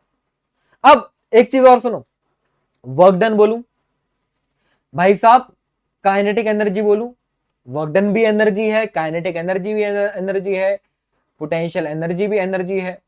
समझ रहे हो, पोटेंशियल एनर्जी का सिंबल यू होता है। तो ये जितने भी कोई भी एनर्जी कोई सी भी आ जाए, स्प्रिंग की एनर्जी आ जाए, ग्रेविटेशनल एनर्जी, जहां पर भी अगर एनर्जी आ जाए, इलेक्ट्रोसिटी की एनर्जी, कुछ भी जहां पर एनर्जी आ जाए, याद रखना कि उसकी डायमेंशन यही होगी। चाहे वो एनर्जी कोई सी भी मैटर नहीं करता। ये खूबसूरती है डायमेंशन की। आइए थोड़ी सी और आपको आगे बातें बताता हूं। अगर यकीन नहीं आ रहा तो काइनेटिक एनर्जी का फॉर्मूला मालूम है, हाफ एम वी स्क्वायर। लगा के देखो, ये आएगा, लगा के देखो। और तुमको और अच्छे अच्छे कुछ कुछ फॉर्मूले पढ़ाता हूं। जैसे कि आपसे एक पूछा जाएगा प्रेशर, प्रेशर की बात कर लेते हैं चलो, है ना। प्रेशर की डायमेंशन बताओ, तो फॉर्मूला मालूम है तो डायमेंशन बता दूंगा। प्रेशर का फॉर्मूला फोर्स अपॉन एरिया। तो अब फोर्स की डायमेंशन क्या आई, M L T minus two, और एरिया से डिवाइड कराऊंगा मतलब एल टू। तो क्या डायमेंशन बनेगी sir ji, M L minus one T minus two हो जाएगी। आ रही बात समझ में। और कुछ, चलो मोमेंटम की बात कर लेते हैं। मोमेंटम, आप तो जो फॉर्मूला दोगे भैया उसकी डायमेंशन में निकाल दूंगा। मोमेंटम का फॉर्मूला मास इंटू वेलोसिटी। तो मास्टर जी मास की हो गई एम, और वेलोसिटी की तो एल टी माइनस वन लिखा हुआ है तुम्हारे सामने, देख लो। अभी अभी यहाँ पे लिखवा है वेलोसिटी, देख लो, एल टी माइनस वन। तो मोमेंटम की डायमेंशन आ गई, और तुम जो बोलोगे भाई उसकी डायमेंशन में निकाल के दिखाऊंगा। बाकी तो अभी और बहुत सारे सवाल आने वाले हैं, जेई एडवांस तक के मैं तुमको कराऊंगा, तो उसमें और डायमेंशन के फॉर्मूले जैसे विस्कोसिटी हो गया है, सब हम कवर करेंगे। ये मैंने तुमको थोड़ा सा बेसिक से एग्जाम्पल दिया। बाकी फिजिक्स के अंदर जितने भी फॉर्मूले हैं, जितने भी फिजिक्स के अंदर फॉर्मूले पूरी 11th और 12th क्लास के, आपसे किसी की भी डायमेंशन पूछी जा सकती है। हाँ अभी आप नहीं बता पाओगे अगर आप वो बच्चे जो अभी 11th क्लास में आए, क्योंकि आपने 12th पढ़ा ही नहीं है, लेकिन समय के साथ साथ वो होती जाएंगी चीजें। तो मैंने सारे के सारे डायमेंशनल फिजिकल क्वांटिटीज, उनके फॉर्मूले और उनकी डायमेंशन, ये सब के सब मैंने यहां पर लिख दिए, आप देख सकते हो। ये मैं आपको पूरी लिस्ट प्रोवाइड करा रहा हूं, और इसके सेशन की पीडीएफ में तुमको ये सब कुछ मिल जाएगा, देख लो, ये सब कुछ तुमको मिल जाएगा। ये सब कुछ तुम खुद से निकाल सकते हो, और अभी इनमें से बहुत सारी चीजें तो मैं अभी सवालों के अंदर ही कराऊंगा। तो आइए भैया क्वेश्चन पर आते हैं, बहुत देर हो गई, सीधा मुद्दे की बात पर आते हैं, टाइम वेस्ट नहीं करेंगे। आपसे देखो 2025 29 जन, पहला सवाल ही जेडब्ल्यू में से शुरुआत करवा रहा हूं क्योंकि बेसिक ही सवाल है। जी हाँ, आपसे कहा जा रहा है कि भाई इन चारों में से कौन सी भैया फिजिकल क्वांटिटी ऐसी है जिनकी डायमेंशन सेम नहीं है। अच्छा, तो सबसे पहले बात कर लेते हैं आओ, एंगुलर मोमेंटम और प्लैंक कांस्टेंट। अभी एंगुलर मोमेंटम क्या होता है इसका फॉर्मूला बता दूंगा भैया। अब नहीं आता तुमको, नहीं मालूम तो भाई इसको स्किप मारना, बस समझ लो कि कुछ होता होगा, बाकी तो रोटेशन में समझोगे। तो एंगुलर मोमेंटम की डायमेंशन क्या आएगी, मास के लिए m, वेलोसिटी के लिए एल टी माइनस वन, और डिस्टेंस के लिए एक एल और आ गया तो एल टू हो गया। तो M L two T minus one किसकी डायमेंशन, एंगुलर मोमेंटम। ये सिंबल होता भैया एंगुलर मोमेंटम का, ये एंगुलर मोमेंटम का सिंबल है, ये मोमेंटम नहीं है। और आगे समझो, अब प्लैंक कांस्टेंट की मैं बात करता हूं तो ये तुम पढ़ोगे मॉडर्न फिजिक्स के अंदर। तो मॉडर्न फिजिक्स में जब हम पढ़ते हैं तो हमारे फोटोन की एनर्जी का फॉर्मूला आता है प्लैंक कांस्टेंट इनटू फ्रीक्वेंसी। नहीं मालूम स्किप मारो, ज्यादा लोड नहीं लेना। एनर्जी की डायमेंशन तो मालूम है, M L two T minus two अभी पढ़ाया। फ्रीक्वेंसी टाइम पीरियड का उल्टा होता है तो उसकी डायमेंशन टी माइनस वन है। अभी टी माइनस वन अगर उधर लेकर जाओगे तो टी प्लस वन हो जाएगा। तो यहां से प्लैंक कांस्टेंट की डायमेंशन आ रही है M L two T minus one, M L two T minus one. तो क्या दोनों की डायमेंशन, एंगुलर मोमेंटम और प्लैंक कांस्टेंट की डायमेंशन सेम आई, बिल्कुल आई। इसका मतलब ये ऑप्शन तो नहीं हो सकता, क्योंकि हमें वो बताना है जिसकी में डायमेंशन अलग अलग है। ऐसे टॉर्क और एनर्जी की मैं बात करूं, एनर्जी अभी मैंने जस्ट पढ़ाया कि भैया एनर्जी मतलब वर्क डन। तो एनर्जी की dimension M L two T minus two अभी पीछे निकाल के दिखाई। टॉर्क का फॉर्मूला क्या होता है, तो यार टॉर्क का फॉर्मूला होता है फोर्स इंटू डिस्प्लेसमेंट है। हाँ, फोर्स इंटू परपेंडिकुलर डिस्टेंस होता है एक्चुअल में। तो भैया वर्क का भी तो फोर्स इंटू डिस्टेंस करके आया, तो टॉर्क की भी डायमेंशन मुझे ऐसे चमक गया कि M L two T minus two ही है। समझ रहे हो। तो एनर्जी और टॉर्क दोनों की सेम डायमेंशन है, तो ये भी नहीं होगा। अब बच्चा क्या, सी और डी ऑप्शन तो सेम ही दे रखे हैं, थोड़ा क्वेश्चन में मिस्टेक हो सकती है। सरफेस टेंशन और इंपल्स की बात कर लेते हैं। देखो यार मुझे तो मालूम है ना आंसर क्या है, तुम जरा भावना को समझो मैं क्या कर रहा हूं। मैं इस सवाल के बहाने तुमको angular momentum, Planck constant, energy, torque, surface tension, impulse, सवाल एक कराया मैंने, 6 डायमेंशन तुमको और निकाल के दिखा दी। तो मैं जब आपको बता रहा हूं, एक्सप्लेनेशन दे रहा हूं, मेरी बातों को ध्यान से सुनिएगा, क्योंकि जो सवाल करा रहा हूं ये भी बहुत इंपॉर्टेंट है, रिपीट हो सकते हैं, और उनसे ज्यादा इंपॉर्टेंट वो बातें हैं जो मैं फ्लो के अंदर इनका एक्सप्लेनेशन देते वक्त बोल जाऊंगा। तो सरफेस टेंशन का फॉर्मूला होता है फोर्स पर यूनिट लेंथ। तो फोर्स का formula M L T minus two upon L से एल देखो कट गया, तो सरफेस टेंशन की डायमेंशन आ रही है mt-2। समझे भाई, mt-2। अब ऐसे इंपल्स की बात करें तो यार इंपल्स का फॉर्मूला होता है फोर्स इंटू टाइम। तो यहां पर फोर्स इंटू टाइम मैं अगर करूंगा तो mlt-2 था, इंटू टाइम करा तो mlt-1। अरे इतना तो डायरेक्ट लिख सकता हूं। तो देखो इस बार इन दोनों की डायमेंशन जो है वो अलग अलग आई है मेरे प्यारो। अब वो अगर अलग अलग आई है तो option C must be the correct answer. D में हो सकता कुछ और होगा, एक बार इसको अच्छे से देख लीजिए। ठीक है, चले आगे। हाँ, आगे बढ़ते हैं भाई। तो बिल्कुल सही, ऑप्शन सी इन्होंने मार्क कर रखा है सही। नेक्स्ट सवाल पर आ जाओ। अच्छा एक चीज और सुन लो भाई, एकलव्य टेस्ट सीरीज बहुत सारे बच्चों को सवाल आते हैं, मैं इस सेशन के अंदर ही बता दूं। सर एकलव्य टेस्ट सीरीज कब तक आएगी? ऑल्सो सर आप बहुत अच्छा काम कर रहे हो, थैंक यू सो मच भाई आपके इन कमेंट्स के लिए।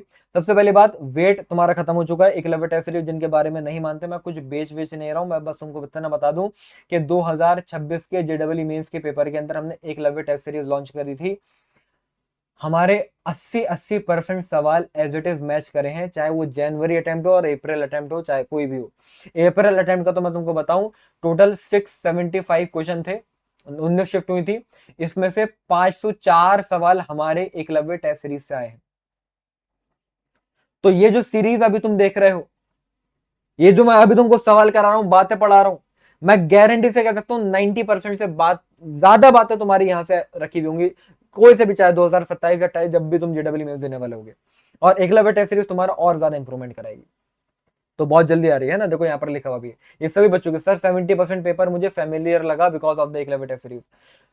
सर इस टॉपिक में ना, जो भी टॉपिक्स एकलव्य में स्ट्रॉन्ग कराए थे पार्ट टेस्ट से, उन्हीं से मैक्सिमम सवाल है। ये भैया आप ही बच्चे कह रहे हैं, मैं नहीं कह रहा। तो बहुत जल्द आने वाली इसी चैनल को 15 जुलाई को 6 बजे एकलव्य टेस्ट सीरीज आने वाली है। तो जैसी आए फौरन ले लीजिएगा आप लोग, क्योंकि अगर तुम ये सेशन लगा लोगे जो मैं क्वेश्चन प्रैक्टिस के लिए दूंगा डीपीपी वाले, वो तुम कर लोगे, और उसके अलावा तुम एकलव्य टेस्ट सीरीज ले लोगे, तो मैं बता रहा हूँ इतना भी अगर तुमने कर लिया, it is more than sufficient to get IIT। NIT की बात नहीं कर रहा हूँ, NIT तो भैया खाली तुम इन सेशन को देख के चले जाओगे। IIT तक जाना है तो मैं कह रहा हूँ कि एकलव्य टेस्ट सीरीज ले लेना, ताकि और अच्छे से प्रैक्टिस हो जाए। आइए और कुछ कुछ मैं सवाल कराता हूँ। अब आपसे कहा जा रहा है ml-1 t-1 किसकी डायमेंशन है? देखो भैया, मोमेंटम की मैंने निकाल के दिखा दी, फोर्स की निकाल के दिखा दी, प्रेशर की निकाल के दिखा दी, और तीनों की ये तो नहीं आई थी, तो आंसर कोएफिशिएंट ऑफ विस्कोसिटी है। अब इसकी डायमेंशन कैसे निकालते हैं, आइए मैं तुमको निकाल के दिखा भी देता हूँ। तो भैया फोर्स का फॉर्मूला फ्लूइड मैकेनिक्स में पढ़ाऊंगा, 6 पाई ईटा RV होता है। यहाँ पर किसी भी बॉडी के ऊपर जो फोर्स लग रही है, 6 pi eta coefficient of viscosity, R spherical ball होती है तो R रेडियस और V वेलोसिटी। तो यहाँ से ईटा की डायमेंशन अगर निकालनी है तो ईटा का फॉर्मूला क्या हो जाएगा, फोर्स अपॉन 6 पाई RV। अब फोर्स की डायमेंशन भैया mlt-2, 6 पाई नंबर है, कोई डायमेंशन नहीं होगी। अरे डायमेंशन फिजिकल क्वांटिटी की होती है ना, नंबरों की डायमेंशन कहां से होने लगी, उसको हटाया। रेडियस, रेडियस मतलब लेंथ, लेंथ के लिए L, और वेलोसिटी के लिए LT-1। तो एक L से एक L लग गए, सॉरी कट गए। तो यहां से आप देखो तो ml-1 t-1 ये डायमेंशन कोएफिशिएंट ऑफ विस्कोसिटी निकल कर आ गए, जो कि मैंने आपको पहले ही बता दिया था। एक बार देख सकते हैं आप अच्छे से, ठीक है, पॉज कर करके भी देखते रहिएगा। आगे लेके चलते हैं भाई, चले, ठीक है। ऐसे बहुत सारे सवाल हैं, ये सवाल भाई मैं आपके लिए छोड़ता हूं, इसको आप खुद से प्रैक्टिस करिएगा। Boltzmann constant, Stefan constant, Planck constant, gravitational constant, इनके फॉर्मूला अगर नहीं मालूम है, मैंने आपको ऑलरेडी लिस्ट प्रोवाइड करा दी है, उसमें फॉर्मूले में रखो वैल्यू, पुट करो, ये निकालो। ये क्वेश्चन नंबर 3 मैं जानबूझ के आपको होमवर्क में दे रहा हूं, चेक करने के लिए कि कितने बच्चे ने यहां तक सेशन लगाया है। तो मुझे इस होमवर्क का आंसर, इस होमवर्क क्वेश्चन का आंसर मुझे कमेंट बॉक्स में चाहिए होगा, और जितने बच्चे इस क्वेश्चन का आंसर कमेंट बॉक्स में देंगे, मुझे पता चल जाएगा कि कितने सीरियस बच्चे हैं, और उसी के बेसिस पर ही मैं आगे सीरीज को कंटिन्यूड रखूंगा। अदरवाइज शायद मैं ना भी रखूं, मैं पहले ही बता रहा हूं। तो मुझे वो तगड़ा रेस्पॉन्स चाहिए होगा, ठीक है। चलिए अभी सवाल मैं आपको कराता हूं, जेडब्ल्यू एडवांस का है, जैसे कि मैंने प्रॉमिस करा था कि एडवांस के सवाल भी मैं कराऊंगा। तो 2025 में आया हुआ सवाल देख रहे हो, एडवांस का सवाल अब हम सॉल्व करेंगे, और काफी तगड़ा सवाल है। It is not a Lallu question, लेकिन लेंदी है, टफ नहीं है। लेंदी है मानता हूं, टफ नहीं है। ध्यान से सुनो जरा। सबसे पहले क्या कहा जा रहा है भाई, आपसे कहा जा रहा है एस है EMF produce per unit temperature, मतलब एस एक ऐसी क्वांटिटी है, ईएमएफ का मतलब वोल्टेज अपॉन टेम्परेचर है, वोल्टेज अपॉन टेम्परेचर, ठीक है। और आपसे कहा जा रहा है इस जेड की डायमेंशन बताओ जिसके अंदर एस, सिग्मा, के, इन सब की डायमेंशन तुम्हें मालूम होनी चाहिए। तो पहले तो रुक जाओ, पहले एस की डायमेंशन निकालते हैं हम। अब एस की डायमेंशन आएगी, ये वी वॉल्यूम नहीं है, पोटेंशियल है, इलेक्ट्रिक पोटेंशियल। इलेक्ट्रिक पोटेंशियल का फॉर्मूला इलेक्ट्रोस्टैटिक्स में पढ़ाऊंगा, work done per unit charge होता है, समझ रहे हो। तो यहां पर मैं क्या लिखूंगा, work done upon charge into time, समझ रहे हो, हेलो। अब देखो भैया, अब अगर वर्क डन की बात है तो वर्क डन की जगह पर मैं क्या लिखूंगा, तो भैया वर्क डन की डायमेंशन mL2T-2, आहा, चार्ज होता है करंट इंटू टाइम, मास्टर जी करंट इलेक्ट्रिसिटी में पढ़ोगे तो करंट इंटू टाइम, तो करंट की डायमेंशन एम्पियर, टाइम की जगह पर टी, और एक टी पहले से है? हाँ सॉरी, वो टी जो है वो टेम्परेचर है, लुटिया डुबो दी। ये क्या हो गया, ये कहाँ चले गया, सॉरी। हाँ मैं क्या कह रहा हूं, यहाँ पर ये जो टी है मेरे प्यारे बच्चे वो टेम्परेचर है यार। तो टेम्परेचर की डायमेंशन ये केल्विन आएगी, ये के है, अरे इस टी का ये के आएगा, समझ रहे हो। ये इसी चीज, इन्हीं बारीकियों का ध्यान रखना है। तो यहाँ पर देखो अब mL2T-3 हो गया, एम्पियर का -1 आ गया, और के -1। जी हाँ, इतना खतरनाक डायमेंशनल फॉर्मूला किसका निकल कर आया है, एस का निकल कर आया है। दो बार देख लेना अगर कम समझ में आ रहा हो तो, वैसा हो नहीं सकता समझ में ना आए। आगे बढ़ते हैं, आगे कहा जा रहा है ये जो ओ है एक्चुअल में ओ नहीं है, सिग्मा है। तो सिग्मा जो है इलेक्ट्रिकल कंडक्टिविटी है। अब सुनो, सिग्मा रेजिस्टिव कंडक्टिविटी है, तो रेजिस्टिविटी का उल्टा भैया, रेजिस्टेंस का फॉर्मूला होता है रो एल बाय ए। तो 1 बाय रो क्या आएगा, 1 बाय रो की वैल्यू आ रही है एल अपॉन रेजिस्टेंस इंटू ए।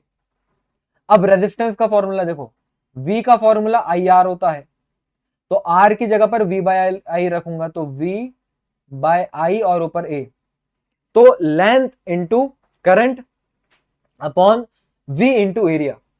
अब इसकी डायमेंशन हम निकाल लेंगे, कैसे, लेंथ की जगह पर L, करंट की जगह पर एम्पियर, V फिर से पोटेंशियल है, पोटेंशियल की डायमेंशन अभी मैंने ऊपर लिखवाई थी, work done per unit charge. तो वर्क डन की dimension is mL2T-2, per unit charge का मतलब AT ऊपर आ गया, और एरिया की जगह पर L2 नीचे और है।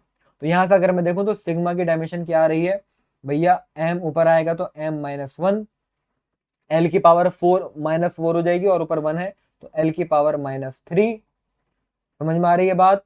अगर तुमको नहीं आ रही इसका मतलब लुटिया तुम्हारी फिजिक्स में नहीं मैथ्स में डूबी हुई है, कि तुमको डिवाइड मल्टीप्लाई में पावर भी समझ में नहीं आ रही। अब t की पावर -2 नीचे से ऊपर आएगा तो प्लस का 3 नहीं हो जाएगा। अब ये तो एफर्ट तुमको मारना पड़ेगा, मास्टर मुंह में कौन सा आके लुकमा रखेगा, तुम्हारे खाना बना के दे रहा है, उठा के तुम खुद ही खाओगे भाई। तो ये किसकी डायमेंशन हो गई, ये सिग्मा की डायमेंशन हो गई। और बताओ के क्या था, के क्या है, थर्मल कंडक्टिविटी, इसकी भी निकलवाओगे, लाओ निकालता हूं। थर्मल कंडक्टिविटी की डायमेंशन चाहिए मास्टर जी। तो थर्मल कंडक्टिविटी देखो फॉर्मूला होता है heat energy per unit time का फॉर्मूला के ए डेल्टा टी बाय एल। यहाँ पर डेल्टा टी टेम्परेचर है, फिर से एल लेंथ है, ए एरिया है, क्यू हीट है, टी टाइम है। तो देखो भाई, हीट का मतलब एनर्जी, एनर्जी मतलब वही mL2T-2, टाइम आया टी नीचे, एल आया इधर मल्टीप्लाई में, एरिया का एल स्क्वायर आया नीचे डिवाइड में, टेम्परेचर का केल्विन आया नीचे। तो यहां पर ये वाला के थर्मल कंडक्टिविटी वाला के बचा है, ये के टेम्परेचर वाला है जो नीचे आया भाई साहब।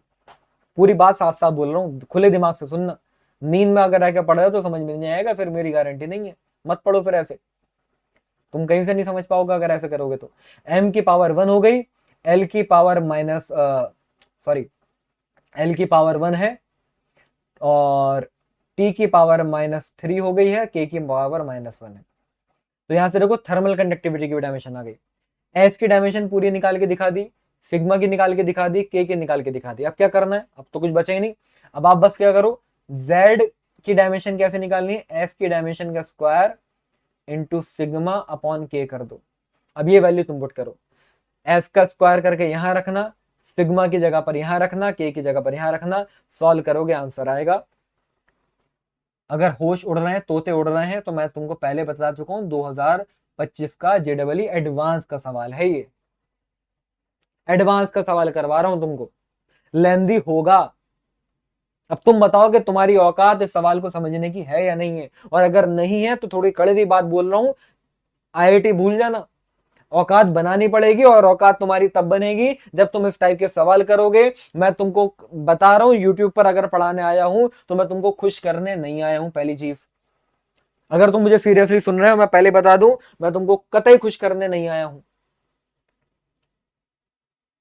मुझसे पढ़ के तुम इनसिक्योर जरूर फील करोगे। मुझसे पढ़ के तुमको हमेशा कभी ना, मैं अगर कोई टीचर ये कह दे कि भैया मुझसे पढ़ने वाला जो बच्चा है ना उसको सब समझ में आ जाता है, वो तो बड़ा मजे में रहता है। मैं बता रहा हूं, मैं ऐसा टीचर नहीं हूं। तुम जब मुझसे पढ़ोगे 80% बातें समझ में आएंगी, 20% तुमको मेरी बातें समझ में नहीं आएंगी। अगर तुम अच्छे हो तो 20% ये वही बातें होंगी जहां पर तुम्हें एफर्ट मारना पड़ेगा।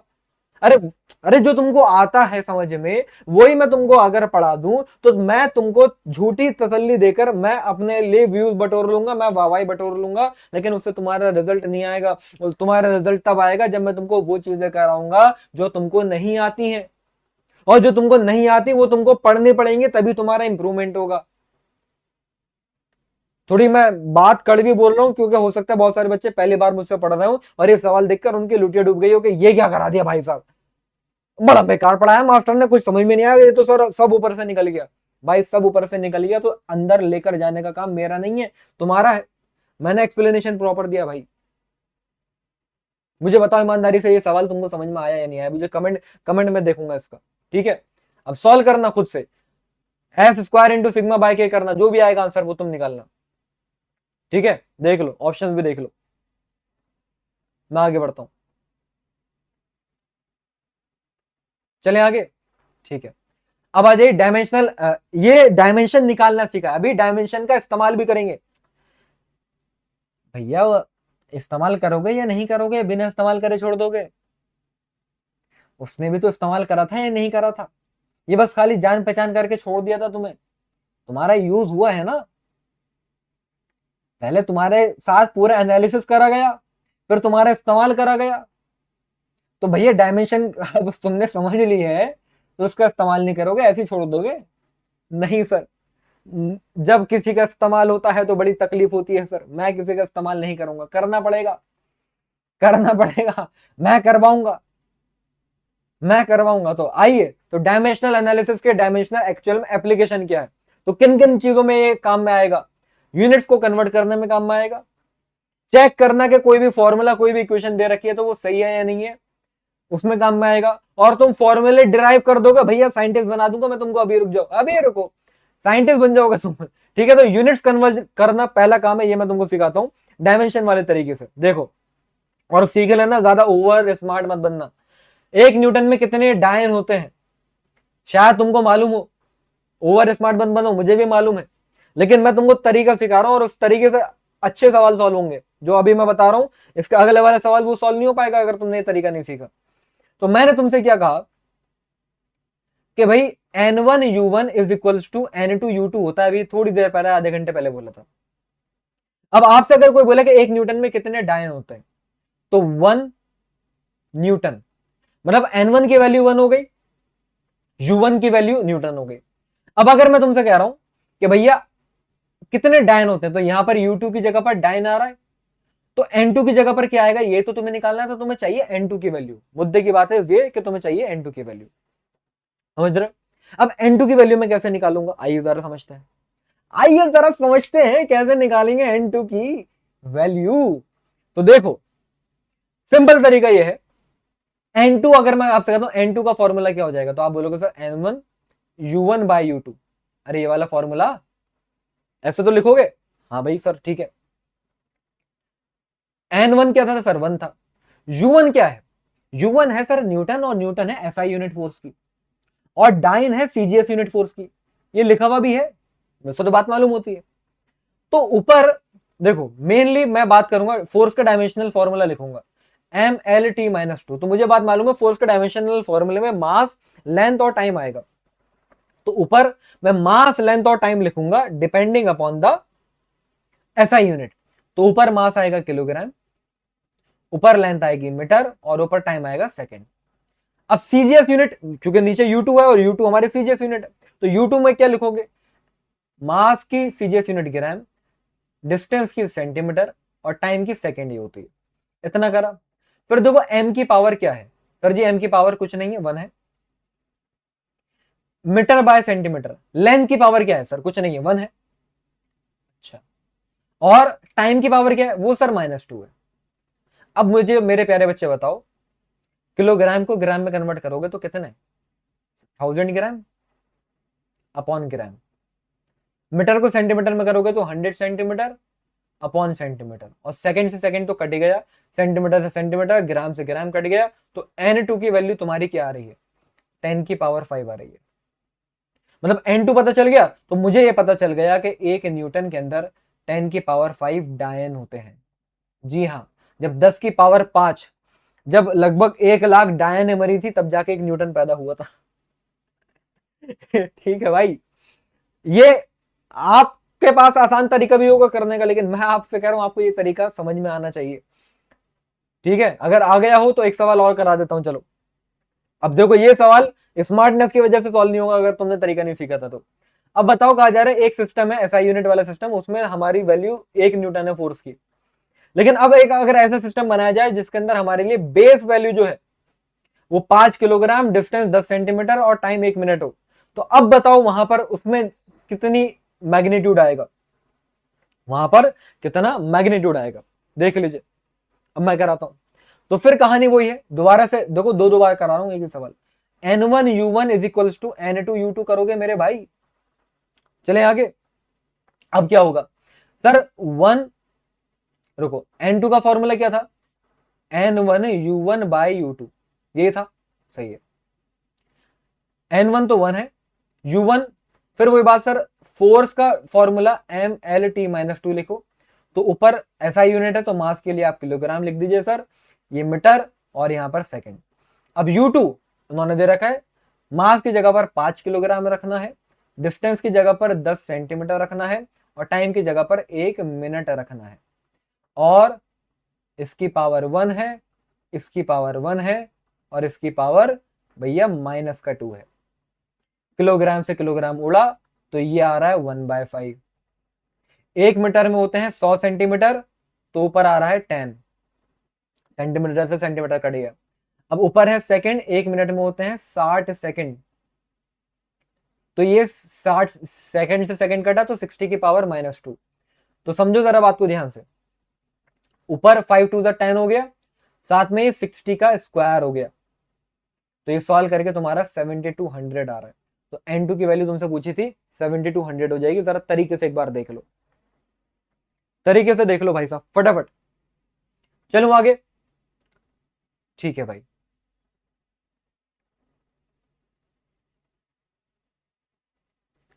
अब ये सारा समझ लो।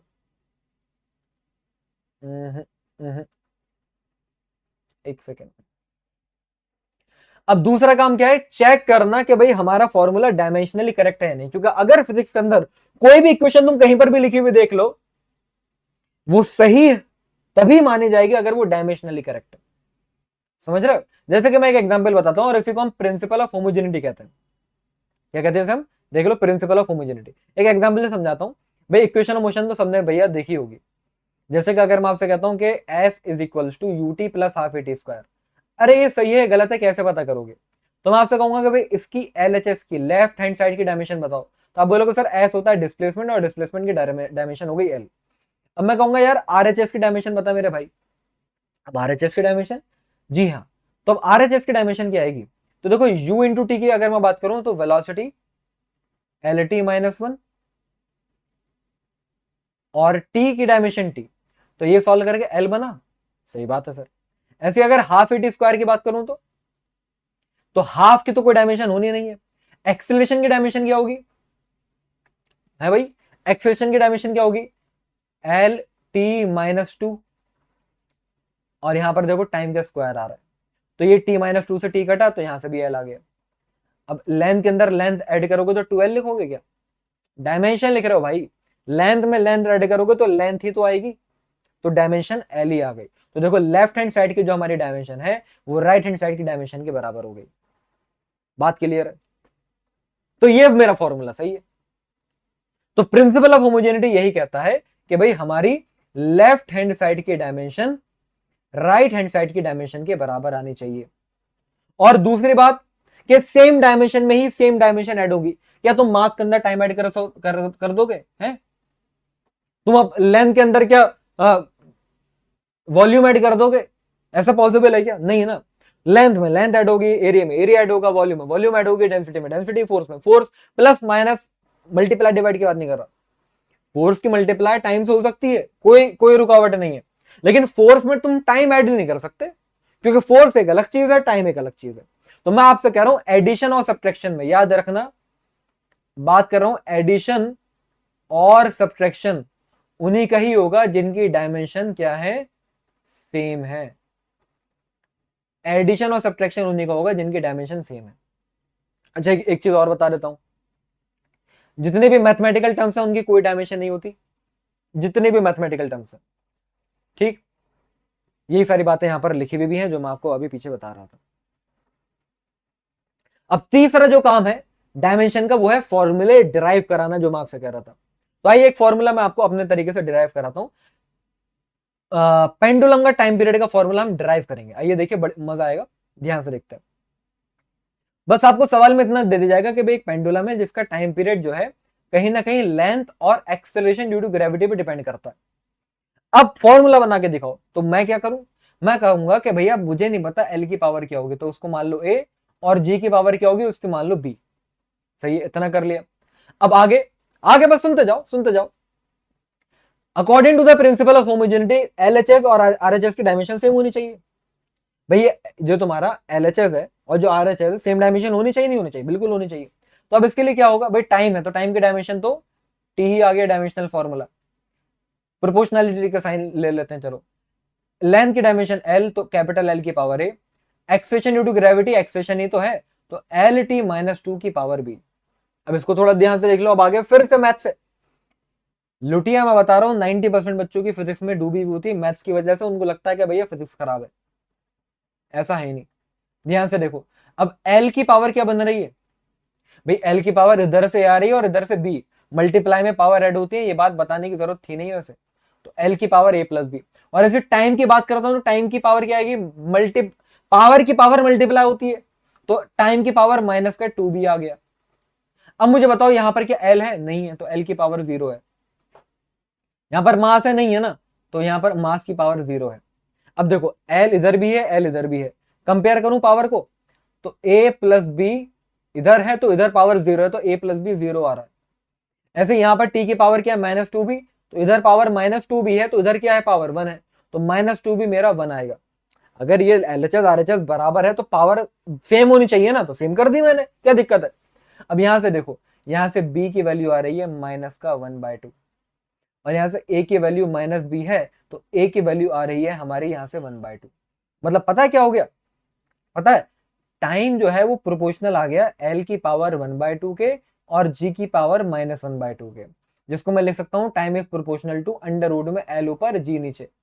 प्रोपोर्शनैलिटी का साइन हटाते तो कांस्टेंट आता है, कांस्टेंट यहां पर आता है 2 पाई। अब ये सर हमें कैसे पता चलेगा सर 2 पाई आएगा, ये क्या बात हुई सर। तो भैया ये मैंने आपसे कब कहा कि ये फॉर्मूला डिराइव करवा रहा हूं, ये सही तरीका थोड़ी है फॉर्मूला डिराइव कराने का, ये तो डायमेंशनली मैंने डिराइव करा दिया, तो उसमें तुमको कांस्टेंट नहीं पता चलेगा। एक्चुअल में तो टाइम पीरियड का फॉर्मूला डिराइव हम करेंगे सिंपल हार्मोनिक मोशन वाले चैप्टर में, वहां पे पता चलेगा एक्चुअल में ये कैसे आया। लेकिन फिर भी तुम देखो कांस्टेंट टर्म को हटा के तो बाकी एज इट इज ड्राइव कर दिया सिर्फ इस चैप्टर के दम पे हमने। ये चीज तुमको आनी चाहिए। इसमें कुछ अच्छे अच्छे सवाल भी आते हैं जो बच्चा नहीं कर पाता, वो मैं अभी तुमको करवाता हूं, ठीक है, वो अभी मैं तुमको करवाता हूं। ये देखो इन्होंने भी ऐसे करा है। अब जैसे इसी साल का जेडब्ल्यू में 2026 का ये आया हुआ सवाल है। नहीं नहीं भाई घबराओ मत, तुम्हारा नेट बिल्कुल सही चल रहा है। और बताइए तुम्हारी कैसी चल रही है तैयारी। आई होप अच्छे से तुम पढ़ रहे होगे और सो तो नहीं गए होगे, क्योंकि भैया जब अगर इंसान को दिशा पता नहीं होती, दिशा पटाने की बात नहीं कर रहा हूं मैं एकदम से तुम्हारे दिमाग में कोई और ही आ गया। तो जब तक तुम्हें भैया सही दिशा पता नहीं होगी तो भाई नींद तो ऑब्वियसली आएगी। मेरे प्यारे बच्चों, तुमको इस टाइम पर चाहिए गोल, एक टारगेट के भाई तुम्हें कितनी परसेंटाइल लेकर आनी है जेडब्ल्यू मेंस के अंदर, क्या रैंक लेकर आनी है, और उसके लिए तुमको अच्छे से तैयारी करनी है। तो फोकस के साथ अच्छे से तैयारी करा करो। और मेरे प्यारे बच्चों, तुमको टेस्ट लगाने हैं, क्योंकि भाई हर हफ्ते तुम्हारे टेस्ट तुमको देने चाहिए, अदरवाइज तुमको पता नहीं चलेगा कि तुम अपने गोल के कितने करीब जा रहे हो, तुम्हारा क्या स्कोर आ रहा है और वो इंप्रूव हो रहा है या नहीं हो रहा। सबसे बड़ी दिक्कत ये कि बच्चे को पता नहीं होता कि भाई मेरा स्कोर ही क्या चल रहा है। तो उसके लिए मेरे प्यारे बच्चों, मैं तुम्हारे लिए लेकर आया हूं एकलव्य टेस्ट सीरीज, जो कि प्रूवन टेस्ट सीरीज है, जो एक लौती ऐसी टेस्ट सीरीज है जिससे मैक्सिमम नंबर ऑफ सवाल एज इट इज जेडब्ल्यू मेंस में रखे बात है। 2026 में आप देख लो, जनवरी या अप्रैल अटेम्प्ट के अंदर 80% से ज्यादा सवाल एज इट इज आए थे। तो इसको तुमको लगाना चाहिए। तो फटाफट सारे के सारे बच्चे डिस्क्रिप्शन बॉक्स में लिंक है, एक बार जाके चेकआउट जरूर करना। ये तुम्हारा बेस्ट डिसीजन होगा मेरे प्यारे बच्चों। इससे बेस्ट तुमको एकलव्य टेस्ट सीरीज से बढ़िया टेस्ट सीरीज तुमको नहीं मिलेगी, ये मैं चैलेंज कर सकता हूं। तो अब आइए अपना यहां से लेक्चर दोबारा से कंटिन्यू करते हैं। ध्यान से देखो, कर लोगे। आपसे कहा जा रहा है कि भैया यूनिवर्सल ग्रेविटेशनल कांस्टेंट जो कैपिटल जी है, उसकी डायमेंशन इन चारों टर्म्स की डायमेंशन में लिखकर दिखाओ। तो मैं आपको थोड़ा सा तरीका बता देता हूं, अभी तो मैंने आपको कराया, या आप खुद से ट्राई करना। पहली बात तो यूनिवर्स फोर्स का फॉर्मूला, ग्रेविटेशनल फोर्स का फॉर्मूला G m1m2/r² होता है। तो यहां से यूनिवर्सल ग्रेविटेशनल कांस्टेंट की डायमेंशन अब तुम निकालना भाई, मैं सिखा चुका हूं। फोर्स की, मास की और आर लेंथ, ये सब रखोगे तो सॉल्व करके यूनिवर्सल ग्रेविटेशनल कांस्टेंट की डायमेंशन आएगी m-1l3t-2। निकाल पाओगे या नहीं? और अगर नहीं निकाल पा रहे हो तो वापस पीछे चले जाओ, डायमेंशन वाला टॉपिक दोबारा से पढ़ के आओ। यहां पर आने की कोई जरूरत नहीं है, पीछे जाओ, दोबारा से पढ़ना पड़ेगा तुम्हें, अगर तुम ये डायमेंशन खुद से नहीं निकाल पाए तो भाई। पहले बता रहा हूं, आगे बढ़ते हैं।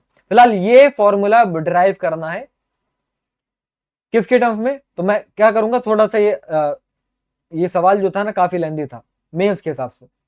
तो प्लैंक कांस्टेंट की डायमेंशन h की पावर a मानूंगा, l की पावर b मानूंगा, m की पावर c मानूंगा, टाइम की पावर d मानूंगा। अब ये 4 वेरिएबल है, करना वही अभी जो मैंने पीछे कराया। इधर g की डायमेंशन रख दोगे, समझ रहे हो, m-1l3t-2, प्रोपोर्शनैलिटी का साइन। h की डायमेंशन l m t, तो एज इट इज h की डायमेंशन रखोगे, फिर मास अलग करोगे, लेंथ अलग करोगे, टाइम अलग करोगे, वो करोगे, फिर पावर कंपेयर करोगे। तो काफी लंबी चौड़ी मजदूरी है। मैं आपसे क्या कह रहा हूं, आसान तरीका क्या है, थोड़ा सा कॉमन सेंस लगाने वाला ये सवाल था। मतलब आपको थोड़ी सी अकल का भी इस्तेमाल करना सिखा देता हूँ, सिर्फ मजदूरी नहीं करनी भाई। मजदूरी करने वाला आदमी कभी भी अमीर नहीं होता, मैं पहले बता रहा हूँ। थोड़ी सी बात कड़वी है, अदर वे में मत लेना। इस सवाल को जो 2026 में आया था, जिन बच्चों ने इस तरीके से सॉल्व करा, वो सही आंसर निकाल कर भी गेम हार चुके होंगे। क्यों? क्योंकि भैया ये सवाल अगर तुम सॉल्व कर रहे हो तो इसको सॉल्व करने के लिए कम से कम 5 मिनट लग जाएंगे, और थोड़ा सा अगर दिमाग लगाओगे तो 1 मिनट में चारों में से 2 ऑप्शन तो ऐसे एलिमिनेट हो रहे हैं और आंसर ऐसे पता चल जाएगा सिर्फ ऑप्शन देखकर। आइए मैं तुमको यार वो चीज सिखाता हूं, ये कोई नहीं सिखाता ना। पढ़ाना एक अपनी जगह है, हाँ, पढ़ाने एक अपनी जगह है, लेकिन भैया ये चीज सिखाने एक अपनी जगह है। तो ये भी मैं तुमको करा देता हूँ, फटाफट देखो। तो डायमेंशन ऑफ यूनिवर्सल, देखो पहली बात तो ये है, एच की डायमेंशन होती क्या है, मैंने अभी निकलवाई थी वैसे तो, m-l2t-1। आप बस इतना बताओ, h को मुझे मल्टीप्लाई कराना है LMT से कुछ इस तरह कि भाई मुझे m की पावर -1 मिले। तो h में m की पावर 1 है और मुझे चाहिए m की पावर -1, तो मुझे m की पावर -2 से मल्टीप्लाई कराना पड़ेगा। बोलो हाँ या ना? नहीं आई? पीछे 10 सेकंड पीछे जाओ, दोबारा सुनो। क्या कह दिया? m की पावर 1 है, लेकिन इस g के फॉर्मूले में तो m की पावर -1 चाहिए, तो मुझे m को मल्टीप्लाई कराना पड़ेगा m की पावर -2 से। तो देखो चारों ही ऑप्शन में m की पावर -2 से मल्टीप्लाई करा रखा है, नहीं हो पाया एलिमिनेट। रुक जाओ, इसमें l की पावर 2 है, इसमें मुझे l की पावर 3 चाहिए। भाई ये है, इससे ये बनाना है, तो LMT क्या होगा, सारा मसला ये तो है। तो L2 है, तो एक L से मल्टीप्लाई करा दूंगा तो L3 बन जाएगा। तो एक L से किसमें मल्टीप्लाई करा जा रहा है? C में तो नहीं करा जा रहा, तो C का कट गया, C कट गया समझ रहे हो? तो अब ABD बचे, ABD बचे। अब टाइम में सब लुटे डूब जाएगी हमारी। अच्छा एक चीज और देखो, H की पावर -1 तो चाहिए नहीं, H की पावर -1 M की पावर -2 है, तो ये तो M की पावर -3 बना देगा। तो डी भी नहीं होगा। अब बचा ए और बी। अब ए और बी में अगर तुम आते हो तो ए और बी में तुम देखो टाइम यहां पर है -1 और इधर चाहिए टाइम -2। तो एक इसको टी की पावर -1 को टी की पावर -1 से मल्टीप्लाई कराना है। इसमें टी की पावर 1 से हो रहा है, इसकी टी की पावर -1 से हो रहा है। ऑप्शन बी सही आंसर है। ऑप्शन बी सही आंसर। देख लो, ये तरीके से अगर तुम सॉल्व करोगे, सॉरी इस तरीके से अगर तुम सॉल्व करोगे तो तुम और बढ़िया तरीके से जल्दी जल्दी सवाल सॉल्व कर पाओगे। चलें भाई आगे, आइए आगे बढ़ते हैं। चलो एक सवाल और दे देता हूं भाई। यहां पर आपको कहा जा रहा है ए बी सी डी इन सब की डायमेंशन निकालो। कैसे निकालोगे? फिर वो ये प्रिंसिपल ऑफ होमोजेनिटी 2025 का जेडबल मेंस का सवाल है। देखो सवाल बढ़िया बढ़िया लाया हूं मैं तुम्हारे लिए। तो x is equals to A sine T. मैंने कहा था भैया मैथमेटिकल टर्म की कोई डायमेंशन नहीं होती, तो a x के बराबर ही आ गया, तो a की डायमेंशन l ही हो गई।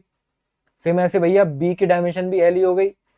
हाँ c की अगर मैं बात करूं तो x जो है वो सी टी स्क्वायर है, तो t तो टाइम है ना भैया, t तो टाइम है ना। तो यहां से c की डायमेंशन आएगी एल टी -2 और d तो x के बराबर होगा। मतलब फिर वही बात है, x है डिस्टेंस, तो ये डिस्टेंस तभी आएगा ना जब डिस्टेंस में डिस्टेंस में डिस्टेंस में डिस्टेंस ऐड किया होगा। तो d भी तो डिस्टेंस ही है, तो d की डायमेंशन भी l हो गई। अब आप बोलोगे सर c डिस्टेंस कब है? सी टी स्क्वायर डिस्टेंस है, तभी तो सी एल टी -2 आया। चमक रहा है नहीं चमक रहा है? अब क्या करना है, ए बी सी को मल्टीप्लाई कराओ, डी से डिवाइड कराओ। तो ए बी सी को मल्टीप्लाई कराऊंगा तो ऊपर बन जाएगा एल क्यूब टी -2 और नीचे एल, तो एल टू टी -2 आ जाएगा। ऑप्शन सी देख लीजिए, एल टू टी -2 आ जाएगा। Option C is the correct answer. ठीक है मेरे भाई, चलें आगे, आ जाओ भैया। तो डायमेंशन की काफी बातें मैंने आपको सिखा दी हैं, ऐसे ऐसे और भी सवाल आ जाते हैं, कर लेना भाई। अब यहाँ पर कहा जा रहा है एफ डिस्प्लेसमेंट है, टी टाइम है, 1/3 की कोई डायमेंशन नहीं होगी, तो एफ की डायमेंशन बताओ। ये आप खुद से कर लेना, बहुत बेसिक सवाल है। ठीक, चलिए अब जो हमारा नेक्स्ट टॉपिक आता है वो आता है एरर। यार ये टॉपिक बहुत ही ज्यादा इंपॉर्टेंट, जितना ज्यादा इंपॉर्टेंट डायमेंशन वाला है उतना ही ज्यादा इंपॉर्टेंट ये हमारा एरर वाला है। तो आइए इसको अब हम शुरू करेंगे। तो भाई अब क्या होता है एरर? तो भाई बहुत सारी गलतियों का कहते हैं कि इंसान पुतला बना हुआ है, तो कहीं ना कुछ गड़बड़ वो कर ही देता है। तो जो सोचा जाए, जो एक्सपेक्टेड रिजल्ट हो और वो ना मिले या फिर उसके अंदर कुछ गड़बड़ हो जाए, तो उसी को हम क्या कहते हैं कि भैया एरर हो गया, है ना। कई बार कुछ एरर की वजह से कुछ कुछ लोग इस दुनिया में आ भी जाते हैं। फिलहाल बात यहां पर वो वाली नहीं हो रही है, यहां पर हो रही है कि नहीं, वही बात हो रही है, डेफिनेशन तो वही कह रही है कि error is a mistake of some kind of causing an error in your result, so the result is not accurate. मतलब सीधी सी बात यह है कि जो एक्सपेक्टेड रिजल्ट था, जो मिलना चाहिए था, एक्चुअल में वो नहीं मिला, वो कुछ और मिला, तो क्या बोला जाएगा कि भैया एरर हो गया।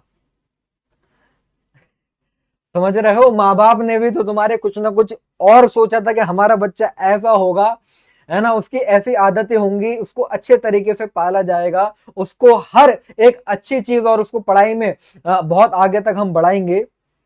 लेकिन क्या हुआ निकला तो कुछ और भाई। तो क्या हो गया, एरर हो गया। ऑफेंड मत हो जाना भाई, मैं तुम्हारी बात नहीं कर रहा हूं, और अगर तुम ऑफेंड हो जाते हो तो एक कहावत है, कहते हैं कि गड्ढा जहां होता है पानी वहीं भरता है। फिलहाल जोक्स अपार्ट, मजाक की बात थी थोड़ी, आइए सीरियस हो जाते हैं थोड़ा। An error is a mistake in measuring values during the lab experiment. तो लैब के एक्सपेरिमेंट में जो आप मेजरमेंट करते हो वैल्यूज में, आपने उनके अंदर कुछ गड़बड़ कर दी, तो हम क्या बोलेंगे, भैया एरर आ गया। मेनली दो टाइप के एरर होते हैं, एक होता है रैंडम एरर और एक होता है सिस्टमैटिक एरर। अब इनका क्या मतलब है भाई? तो रैंडम एरर का मतलब यह है कि एरर जो आया है वो रैंडम चीजों की वजह से है, आप इस चीज को प्रेडिक्ट नहीं कर सकते थे, आप सिर्फ इसको मिनिमाइज कर सकते हो, खत्म नहीं कर सकते, क्योंकि किसी भी चीज की वजह से हो सकता है। तो इसको खत्म करने के तो तरीका है नहीं, इसको कम करने का तरीका यह है कि आप किसी भी चीज की मेजरमेंट अगर करो ना, तो आप उसको एक बार मेजर ना करके आप कई बार मेजर करो, तो जिससे आप उसका फिर एवरेज निकालोगे, तो एवरेज जो निकल कर आएगा वो एक्चुअल जो वैल्यू होगी, जो एक्यूरेट वैल्यू होगी, उसके बहुत ज्यादा क्लोज हो जाएगा। जैसे कि भाई मैं आपसे कहता हूं कि आप हाइट नापो, या फिर आप अपने पेन की लंबाई नापो, तो एक बार मत नापो, एक बार नाप के तुम भैया आंसर गलत आ जाएगा, उसमें एरर हो जाएगा, तुम निराश हो जाते हो। आपको अगर मेजरमेंट करनी है तो आप उसकी मेजरमेंट कम से कम 5 बार 6 बार करो। समझ रहे हो मैं क्या कहना चाह रहा हूं? तो 5-6 बार जब आप मेजरमेंट करोगे तो मान लो 5 अलग अलग वैल्यूज आई, अब आपने उन 5 वैल्यूज का एवरेज निकाला, तो जो आंसर निकल कर आएगा वो एक्यूरेट वैल्यू होगी लगभग तुम्हारी। समझ रहे हो? ये है कहानी। तो एरर को मिनिमाइज करने का सिर्फ ये तरीका है। बहुत अलग अलग चीजों की वजह से एरर आ सकता है, कि हम पैरेलैक्स एरर भी कहते हैं। उसमें क्या होता है कि भाई आप सेम लेवल पर चीजों को देख रहे हैं, नहीं देख रहे हैं। भाई मान लो कि अगर आप इस स्प्रिंग की देखना चाह रहे हो कि स्प्रिंग किस लेवल पर है, तो बिल्कुल सामने से देखोगे, अपनी आंखों के सामने से बिल्कुल इस तरीके से, तो रीडिंग तुमको 12 सेंटीमीटर मिलेगी, या 12 इंच जो भी है, ये फिलहाल 12 सेंटीमीटर है। लेकिन अगर तुमने कुछ ऊपर वाली हाइट से देखा तो तुमको 12.5 की रीडिंग मिलेगी, तुमने नीचे से देखा तो तुमको 11.5 की रीडिंग मिलेगी। समझ रहे हो? तो ये आई लेवल भी सही होना बहुत ज्यादा जरूरी होता है, और अगर उसकी वजह से एरर आता है उसको हम पैरेलैक्स एरर कहते हैं। एक जीरो एरर होता है। अब जीरो एरर क्या होता है? तुमने कोई गड़बड़ नहीं करी, गड़बड़ मेजरिंग इंस्ट्रूमेंट के अंदर है। जैसे कि कई बार ऐसा होता है ना कि जो वेइंग मशीन होती है, तराजू जो होते हैं, उन पर कोई वजन नहीं भी रखा हुआ होगा, वो तो भी 5-6 ग्राम वजन दिखा रहे हैं। समझ रहे हो? मान लो चलो 200 ग्राम वजन दिखा रहा है, कुछ नहीं रखा हुआ। अब उस तराजू के ऊपर आके मैं तुमको रख दूं, तो अब जब तुमको मैंने रखा तो अब वो दिखा रहा है 100.2 kg। तो एक्चुअल में तुम्हारा वजन कितना है मुझे कमेंट बॉक्स में बताना अब। ठीक है, गलत आंसर नहीं होना चाहिए। तराजू जो है 200 ग्राम तो पहले से ही दिखा रहा था जब तुम उसके ऊपर खड़े हुए नहीं थे। अब तुम अगर खड़े हो गए तो तुम्हारा एक्चुअल में क्या मास है, अगर वो अभी 100.2 kg दिखा रहा है, तो फिलहाल जो भी आपका एक्चुअल मास और जो अभी वेइंग मशीन दिखा रही है, इसमें जो डिफरेंस आया है उसको हम क्या कहेंगे? जीरो एरर कहेंगे। और ये हमेशा कंसिस्टेंट रहता है। और भी क्या क्या वजह हो सकती है? भैया गर्मियों के अंदर आप मेजरमेंट कर रहे हो तो मेजरमेंट कुछ और आती है, जाड़ों में मेजरमेंट करते हो तो मेजरमेंट कुछ और आती है। क्यों? क्योंकि जाड़ों में चीजें सिकुड़ जाती हैं, थोड़ी सी कॉन्ट्रैक्ट हो जाती हैं। गर्मियों के अंदर गर्मी होती है तो चीजें एक्सपेंड रहती हैं।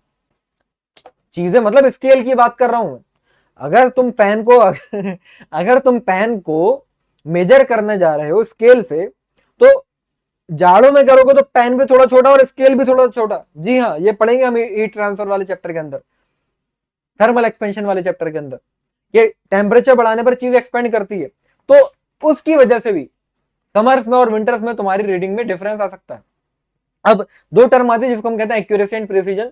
एक्यूरेसी का मतलब सिंपल सा ये होता है मेरे प्यारे बच्चों, कि आपका आंसर कितना करेक्ट है, और प्रिसीजन का मतलब ये होता है कि आपने मेजरमेंट कितनी करेक्ट करी है, आपने मेजरमेंट कितनी करेक्ट करी है। और एक्यूरेसी का मतलब जो एक्चुअल में है ना, मतलब कह सकते हैं कि आपकी वैल्यू जो है एक्चुअल वैल्यू के बहुत ज्यादा क्लोज है। बात समझ में आ रही है?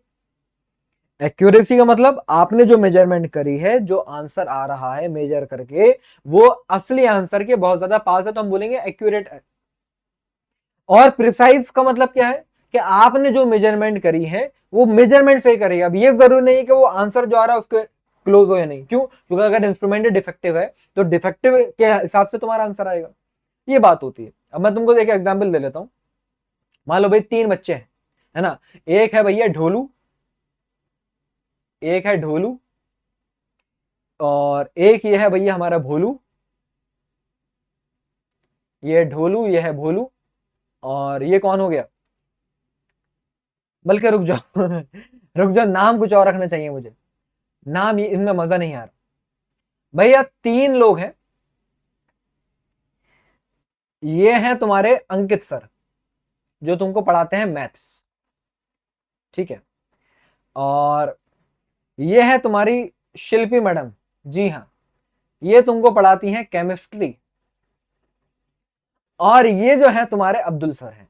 आहा सर, ये पार्शियलिटी हो रही है और क्या, तुम अपने आप को कौन सा स्पॉन्ज बॉब बनाऊंगा भाई। ठीक है, तो मैं अब्दुल सर, शिल्पी मैम और अंकित सर, इन तीनों से कहा गया कि भैया कुछ कुछ मेजरमेंट करो। टाइम मेजरमेंट करने के लिए बोला गया। अब ये काहे का टाइम है, ये तुम खुद ही समझ सकते हो, समझदार हो। तो अब्दुल सर से टाइम जब मेजरमेंट करवाया गया तो अब्दुल सर का टाइम आ रहा है 1.2 सेकेंड।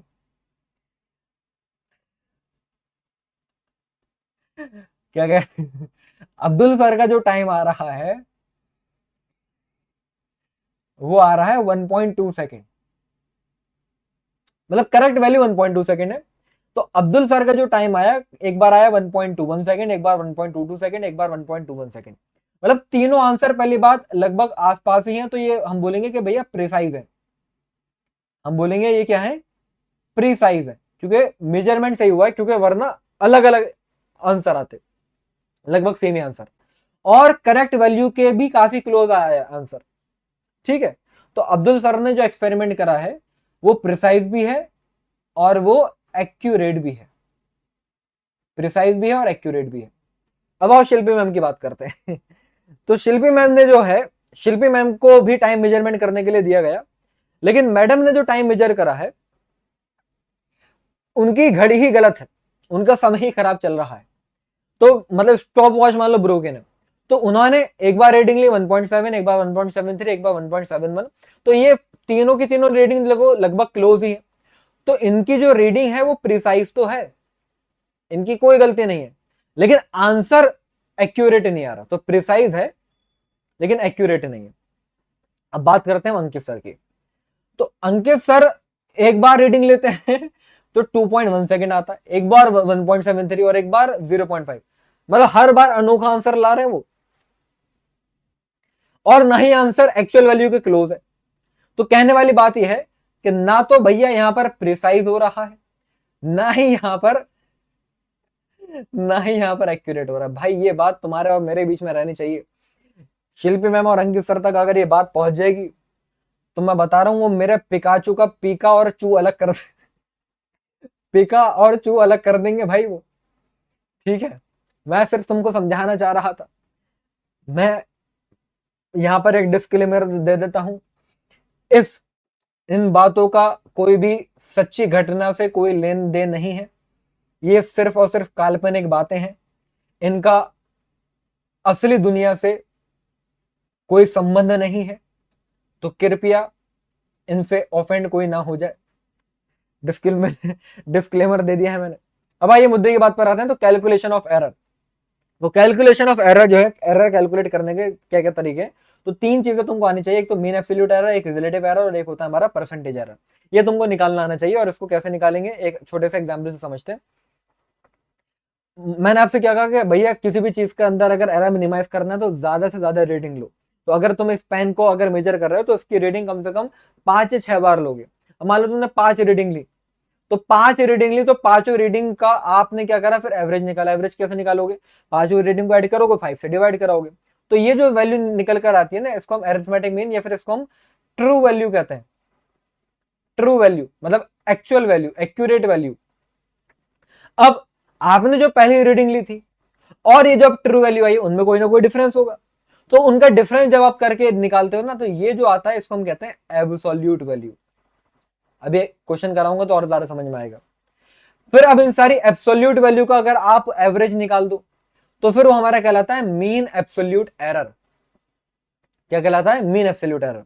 तो किसी भी फिजिकल क्वांटिटी की जब हम कोई मेजरमेंट लिखते हैं तो लिखते ही ऐसे हैं, आगे हम लिखते हैं ट्रू वैल्यू, आगे हम लिखते हैं ट्रू वैल्यू, और उसमें फिर प्लस माइनस करके हम लिखते हैं absolute, sorry mean absolute value, mean absolute value. समझ रहे बात को। मैं आपको एक क्वेश्चन करा देता हूं, समझ में आ जाएगी बात। जैसे कि लैब में मैंने एक्सपेरिमेंट करा, तो मैंने ये 4 रीडिंग मैंने किसी चीज की मेजरमेंट करी, तो ये 4 रीडिंग निकल कर आ रही है, देख सकते हो आप। तो ये चारों रीडिंग का पहला काम मेरा क्या होगा, इन चारों रीडिंग का मैं एवरेज निकालूंगा। एवरेज आया कितना, 2.01 सेंटीमीटर। तो ये मेरे लिए क्या होगी, ट्रू वैल्यू। अब मैं देखूंगा कि भाई ट्रू वैल्यू और जो हमने रीडिंग ली उनमें क्या क्या डिफरेंस आया। देखो 2.04 और 2.01 में कितने का डिफरेंस है भैया, 2.04 और 2.01 में कितने का डिफरेंस है, तो भाई वो 0.03 का, सॉरी कितने का, 0.03 का। ऐसे 2.05 और 2.01 में 0.04 का। ऐसे मैंने पांचों वैल्यू में ये निकाला कि डिफरेंस कितना आ रहा है, समझ रहे हो। अब इन डिफरेंस को मैंने एवरेज निकाला, देख सकते हो 5 से डिवाइड करके, अभी एवरेज आया, तो ये मेरी ट्रू वैल्यू है, राउंड ऑफ कर दिया तो ये मेरा मीन एब्सोल्यूट एरर आ गया। तो अब मैं रीडिंग ऐसे लिखूंगा जो भी मेरे आई होगी, तो पहले हम लिखेंगे ट्रू वैल्यू प्लस माइनस 0.03। तो याद रखना ऐसा अगर कुछ भी दे रखा हो तो यहाँ पर ये ट्रू वैल्यू को रिप्रेजेंट करेगा और ये हमारा मीन एब्सोल्यूट एरर को रिप्रेजेंट करेगा। प्लस माइनस क्यों लगा रहे हो, क्योंकि ये प्लस भी हो सकता है माइनस भी। अच्छा एक चीज और समझो, अब 1.96 और 2.01 का डिफरेंस निकालोगे तो वो माइनस का 0.05 आएगा, लेकिन यहाँ पर हम माइनस का साइन नहीं लगाते क्योंकि हमें सिर्फ ये मतलब है कि डेविएशन कितना आ रहा है, पॉजिटिव है नेगेटिव है उससे कोई मतलब नहीं। याद रखना, ये नोट करके लिख लो, एब्सोल्यूट वैल्यू में, एब्सोल्यूट वैल्यू ये जो आपने निकाली है, ये जो आपने निकाली है absolute value, don't take sign, है ना, मतलब साइन हमेशा पॉजिटिव ही रखना, याद रखना ये चीज, अलग से लिख दिया ताकि याद रहे, साइन हमेशा पॉजिटिव रखोगे। ठीक मेरे भाई, आगे बढ़ते हैं। अब और देख लो, अब ध्यान से जरा समझो।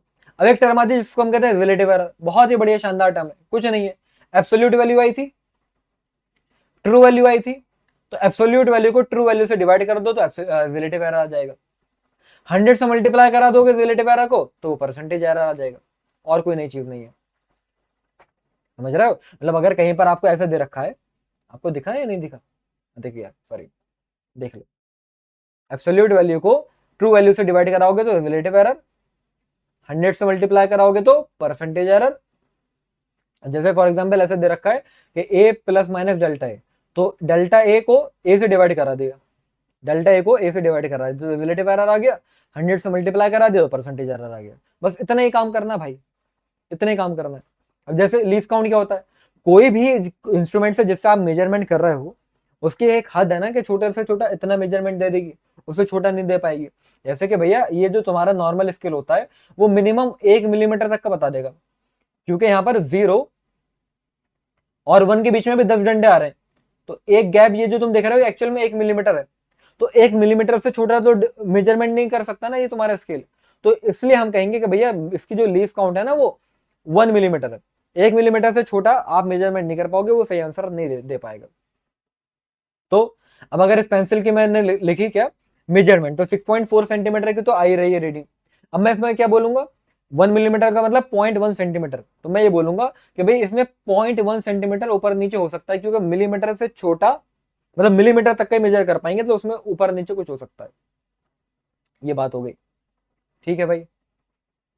अब एक सवाल है, ये तो मैंने करा ही दिया तुमको यार, इसमें कराना क्या है, 4 रीडिंग आपको दे रखी है, सॉरी 5, आपसे क्या कहा जा रहा है, एवरेज एब्सोल्यूट एरर, मतलब वही मीन एब्सोल्यूट एरर बताओ। ये तो मैं करा चुका हूं, ये आप खुद से करिएगा, पहले 5 को ऐड करके एवरेज निकाल दो, फिर डेविएशन देखो एब्सोल्यूट एरर आ गया, फिर उनका एवरेज निकाल दो, मीन एब्सोल्यूट एरर आ गया। ये आप खुद से करिएगा, ठीक है। सॉल्यूशन वैसे मैंने दे रखा है लेकिन ये आप खुद से करिएगा, देख लीजिए। चले आगे। अब ये कुछ कुछ इंपॉर्टेंट बातें, देखो ये लल्लू बातें नहीं आती, बातें थोड़ी अच्छे लेवल की आती हैं, तो उनको अच्छे से समझ लो। एडिशन और सब्ट्रैक्शन ऑफ एरर बहुत सिंपल सी बात है। अब अगर मुझे मान लो R1 की वैल्यू दे रखी है ना, R1 की वैल्यू दे रखी है 2 प्लस माइनस 0.3 और R2 रेजिस्टेंस दे रखा है 6 प्लस माइनस 0.4, आपसे कहा जा रहा है इक्विवेलेंट रेजिस्टेंस बताओ। सीरीज में है तो सीरीज में सीधे सीधे ऐड करा जाता है, तो पहले तो ट्रू वैल्यू को ऐड करो, तो 2 प्लस 6 8 हो गया, और फिर आप एरर को ऐड कर दो तो 0.3 और 0.4 जुड़ के 0.7 हो गया। अच्छा मेरी एक बात हमेशा याद रखना, एरर कभी भी सब्ट्रैक्ट नहीं होता। मतलब अगर मैं तुमसे यहाँ पर ये भी कहता था ना कि यार R2 माइनस R1 भी अगर कुछ होता है तो R2 माइनस R1 बताओ, तो 6 माइनस 2 4 हो जाता।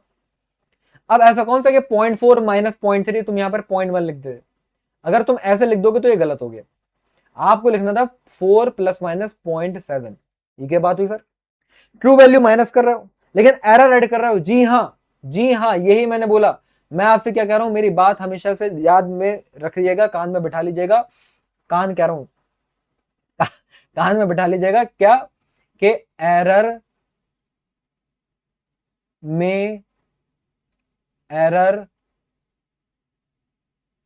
हमेशा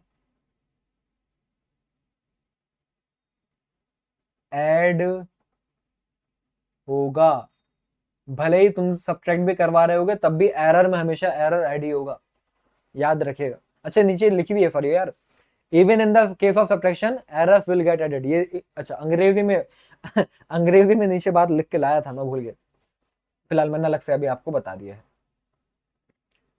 ठीक है। हाँ, अब अगर कोई टर्म मल्टीप्लाई हो रही है तो उसका एरर कैसे लिखेंगे, वो जरा तरीके वाली बात है, वो समझ लो। जैसे अगर आपसे कोई बोले कि भैया एरिया जो होता है लेंथ इनटू ब्रेथ, तो अब एरिया का एरर कैसे लिखोगे, तो अब यहां पर ऐसा नहीं कर सकते कि भाई मल्टीप्लाई करा दोगे, एल की बी से मल्टीप्लाई करा दी ट्रू वैल्यू, वो ठीक है, लेकिन एरर निकालने के लिए आप मल्टीप्लाई नहीं करा सकते। अब ये तरीका है, ये एक्चुअल में डिफरेंशिएशन से आया, अभी उतनी डिटेल में नहीं जाना फिलहाल, सो क्वेश्चन आएगा तो डिटेल में चले जाएंगे हम बाय डिफॉल्ट। तो लिखने का तरीका क्या है, इनके आप रिलेटिव एरर को ऐड कर दो, मल्टीप्लीकेशन और डिवीजन में आप रिलेटिव एरर ऐड कर सकते हो। तो ए का relative error is delta A by, length का relative error is delta L by L, breadth का relative error is delta B by B, और ऐड कर दिया, बस खत्म कहानी। डिवाइड होगा तो भी ऐड ही होगा। हाँ, अगर कोई पावर आ रही तो पावर मल्टीप्लाई में ले आओ, जैसे कि यहां पर ये है वॉल्यूम का formula pi R square H है, पहली बात पाई में कोई एरर आएगा, अरे पाई की वैल्यू को तुमने मेजर करा जो इसमें एरर आएगा, तो पाई में कोई एरर नहीं आएगा तो उसको नहीं लिखेंगे। तो v के लिए delta v by V, r के लिए delta r by r, h के लिए delta h by h, plus लगा दिया, जो भी ऊपर पावर है वो मल्टीप्लाई में आ जाएगी। और एक बात बताऊं, अगर पावर माइनस में होती, मान लो अगर मैं तुमसे कहता कहीं पर ऐसा दे रखा है p is equals to A B की पावर -2, तो इसका एरर तुम लिखते, अच्छा डिवाइडेड बाय सी भी है, तो इसका एरर पता तुम कैसे लिखते, delta p by p is equals to delta a by a। अब तुम बोलोगे सर -2 आगे मल्टीप्लाई में आएगा, मैंने कहा कभी भी एरर सब्ट्रैक्ट नहीं होंगे, तो ये 2 डेल्टा b बाय b भी प्लस का, और डिवाइड में है C, still delta c by c भी प्लस का, ध्यान से देख लो इसे, बस ये चीज अगर तुम आ गई है तो तुम्हारी नैया पार है। सवालों पर ले आऊंगा अब मैं तुमको, चलें, चलो भाई क्वेश्चन पर आ जाते हैं।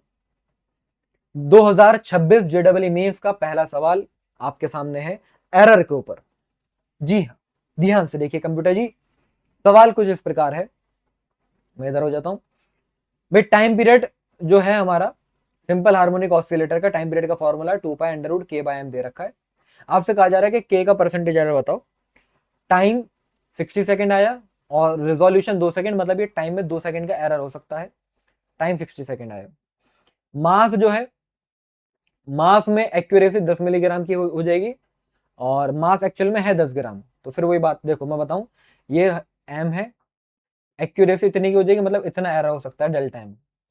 ये टाइम है t, और टाइम का रिजोल्यूशन मतलब इतना एरर हो सकता है, तो ये है डेल्टा t। अब आपको k का परसेंटेज एरर निकालना है, तो याद रखना फॉर्मूला आप पहले जिसका एरर निकालना है उसके लिए बना लेना। बच्चे गलती क्या करते हैं, यहाँ पर डेल्टा t बाई टी 1/2 कर देंगे, क्योंकि k की पावर 1/2, तो 1/2 delta k by k plus 1/2 delta m by m, ऐसा अगर करोगे तो गलत हो जाएगा। कैसे करोगे, ऐसे करोगे नहीं, पहले k के लिए फॉर्मूला बनाओ। तो k के लिए फॉर्मूला कैसे बनेगा भाई, ये t स्क्वायर अपॉन 4π स्क्वायर हो गया is equals to k by m। तो यहां से k के लिए फॉर्मूला क्या बना, mt स्क्वायर बाय 4π स्क्वायर। अब k के लिए मैं लिखूंगा delta k by k is equals to delta m by m plus 2 आगे मल्टीप्लाई में delta t by T, 4π square से कोई मतलब नहीं है। तो डेल्टा k बाय k क्या हो जाएगा, डेल्टा m, तो मास में कितना एरर आ सकता है, 10 मिलीग्राम, 10 मिलीग्राम का मतलब 10 इंटू 10 की पावर -3 किलोग्राम, अपॉन मास कितना था 10 ग्राम। अब यार एक सेकंड रुको, नहीं सही है, सही किलोग्राम नहीं, 10 मिलीग्राम का मतलब 10 इंटू 10 की पावर -3 ग्राम हो गया, और मास है 10 ग्राम, तो नीचे आ जाएगा m, plus 2 into delta T कितना था 2 सेकंड, और टी कितना था भैया 60, ये नीचे आ गया। परसेंटेज आ रहा चाहिए तो इस पूरे को 100 से मैंने आपसे क्या कहा था मल्टीप्लाई करा दो। करो सॉल्व, सॉल्व करके 6.76 आएगा। 6.66 इधर से आ रहा है और 0.1 इधर से आएगा, तो ये ऐड करके 6.76 बन जाएगा। देख लेना, option D is the correct answer. अच्छे से एक बार देख लो, फिर मैं आपको आगे लेकर चलता हूं नेक्स्ट सवाल पर। चले मेरे भाई, क्लियर है? और एक सवाल दिखाऊं, कर लोगे? बहुत सिंपल, जेडब्ल्यू में 2026 में 6 अप्रैल का आया हुआ सवाल। कहा जा रहा है कि भैया रेडियस में 2% का एरर हो सकता है, तो बताओ वॉल्यूम में कितना होगा। तो वॉल्यूम ऑफ स्फीयर का फॉर्मूला क्या होता है? सीधी बात है, वॉल्यूम ऑफ स्फीयर का फॉर्मूला 4/3 पाई आर क्यूब। लिख दो भैया रिलेटिव एरर, तो डेल्टा वी बाई वी 4/3 और पाई को उड़ा दिया, तो ये 3 डेल्टा आर बाय आर आ गया। अब 3 परसेंटेज एरर है तो 100 से मल्टीप्लाई भी करा दूंगा, तो delta R by R into 100 actual में ये है आपके लिए 2%, तो 3 इंटू 2 डेट इज 6%। देख लो 6% का एरर आ रहा है। बात समझ में आ रही है या नहीं आ रही है भाई? बोर तो नहीं हो रहा है? मजा आ रहा नहीं आ रहा? समझ में आ रहा नहीं आ रहा? भैया बता देना, अगले सेशन में ध्यान रख लेंगे, तुम्हारे मजे का भी इंतजाम करवा देंगे। और क्या है भाई, और देख लो ये सवाल हो जाएगा। Q इज इक्वल टू दे रखा है ए बी की पावर 4 अपॉन सी डी। मुझे लग रहा है कि अब हो जाएगा यार ये सवाल, ये करवाऊं? कहा जा रहा है कि भाई Q का परसेंटेज एरर, तो सेम वही बात, delta Q by Q is equal to क्या हो जाएगा, डेल्टा A बाई A, 4 आगे मल्टीप्लाई में, डेल्टा B बाई B है जी, delta C by C, delta D by D। तो ये डेल्टा A है, ये A है, तो 3/60 फिर जा रहे हैं।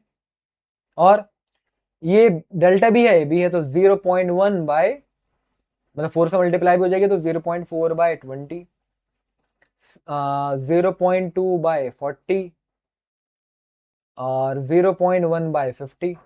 ये डी वाली वैल्यू है भाई, ये रख दी मैंने। और 100 से इसको मल्टीप्लाई भी कराओगे, परसेंटेज की बात हो रही है। तो जब आप ये सॉल्व करेंगे तो सॉल्व करके आएगा 770/100। लेकिन आपके यहाँ पर नीचे 1000 है, तो इसको ऊपर नीचे 10 से मल्टीप्लाई डिवाइड कराओगे, तो परसेंटेज एरर आ रहा है 7700/1000। तो आपसे पूछा गया है एक्स की वैल्यू क्या आ रही है, तो हमारी एक्स की वैल्यू जो है, सॉरी यार पूरा मैंने छुपा दिया था, सॉरी, हमारी जो एक्स की वैल्यू देख लो, ऊपर नीचे 10 से मल्टीप्लाई डिवाइड कराया खाली मैंने, 770/100 आ रहा था, तो 7700/1000 हो गया, क्योंकि नीचे 1000 चाहिए था ना मुझे। तो मेरी एक्स की वैल्यू मेरे प्यारे बच्चों 7700 आ रही है। अर्चों की परियों का मेला है और मैंने भी हर खेल खेला है। एक्स की वैल्यू ऐसी थोड़ी 7700 आ जाएगी भाई, हल्के में ले रहा मास्टर को तुम अपने हैं? चलो देखो इसको अच्छे से, फिर आगे बढ़ेंगे। चले चले चले जैसे हवाएं सनन सनन। अब भैया ये सवाल तुम कर लेना, सेम है, K1 और K2 दे रखा है, K1 K2 स्प्रिंग कांस्टेंट है। पैरेलल में इक्विवेलेंट स्प्रिंग कांस्टेंट का फॉर्मूला K1 प्लस K2 होता है। अब इसमें बचे ही क्या, समझ रहे हो? तो K इक्विवेलेंट की वैल्यू क्या आ रही है, 10 + 20 डेट इज 30, और एरर भी आपस में ऐड हो गया, तो वो 0.2 और 0.3 है, ऐड करके 0.5। क्या पूछ रहे हैं तुमसे, परसेंटेज एरर। तो क्या करोगे भैया, सर जी डेल्टा के ऊपर रखूंगा, के नीचे रखूंगा, इंटू 100 कर दूंगा। कर लो भाई, 0.5/30 इंटू 100 कर भाई, क्या आ रहा है आंसर? मेरे हिसाब से 1.67% आ रहा है। देखो 1.67% आ रहा है। लल्लू सवाल है भाई, हो जाएगा। तो ऐसे अब मैं तुमको 10 ही सवाल करा दूं, सेम सवाल, ये थोड़ा गलत है, ये आई थिंक a² b³ था इसमें। कर लेना भाई, p is equals to a² b³ upon c और d की पावर 1/2। तरीका मैंने तुमको बता दिया है, 2 delta a by a plus 3 delta b by b plus delta c by c और 1/2 आगे आ गया, तो डेल्टा d बाय d। कर लेना, तो डेल्टा पी बाय पी आपसे पूछा जा रहा है, परसेंटेज में 100 से मल्टीप्लाई करा देना। अच्छा परसेंटेज आ रहा है, दे रखा है, तो ये 1 2 3 4 करा देता हूँ चलो।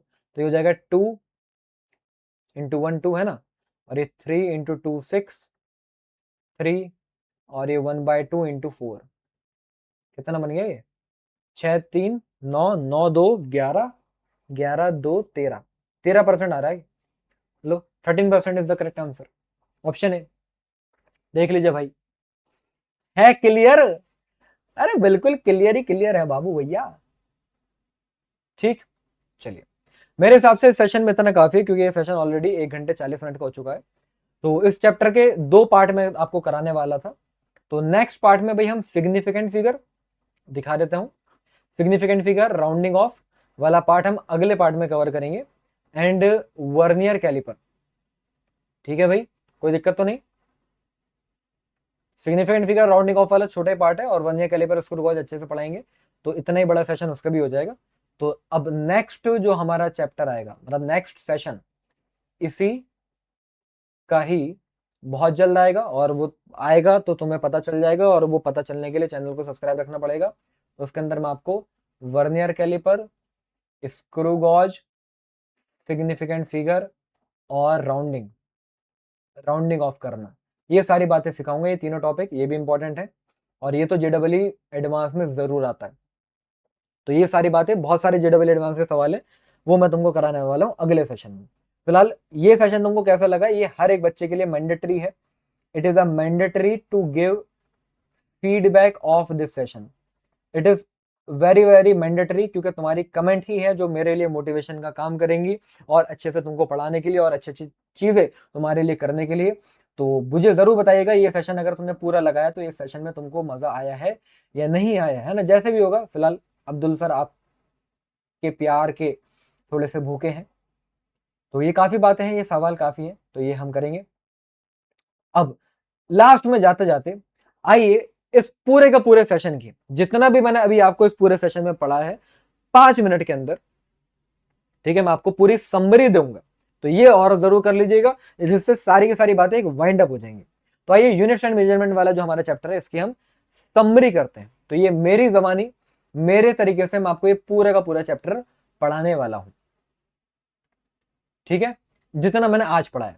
तो सबसे पहली बात अगर हम देखें मेरे प्यारे बच्चों, तो मैंने आपसे कहा कि भाई हमारे पास 2 टाइप की क्वांटिटीज होती हैं। क्या मैंने बोला? हमारे पास क्या होता है भैया?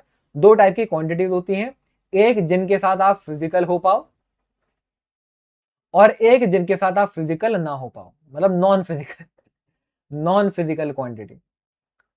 मतलब मुद्दे की बात यह है कि फिजिकल क्वांटिटी वो होंगी जिनको आप मेजर कर सकते हो, नॉन फिजिकल क्वांटिटी वो होंगी जिनको आप मेजर नहीं कर सकते। फिजिकल का क्वांटिटी का मतलब लेंथ, मास, टाइम हो गया, नॉन फिजिकल का मतलब एंगर, हंगर और इमोशंस, लव, प्यार, है ना, ऐसे ऐसे बातें हो गई। फिलहाल आगे मुद्दे की बातों पर आते हैं। फिर मैंने आपसे कहा कि भाई हमारे पास फंडामेंटल क्वांटिटीज होती हैं।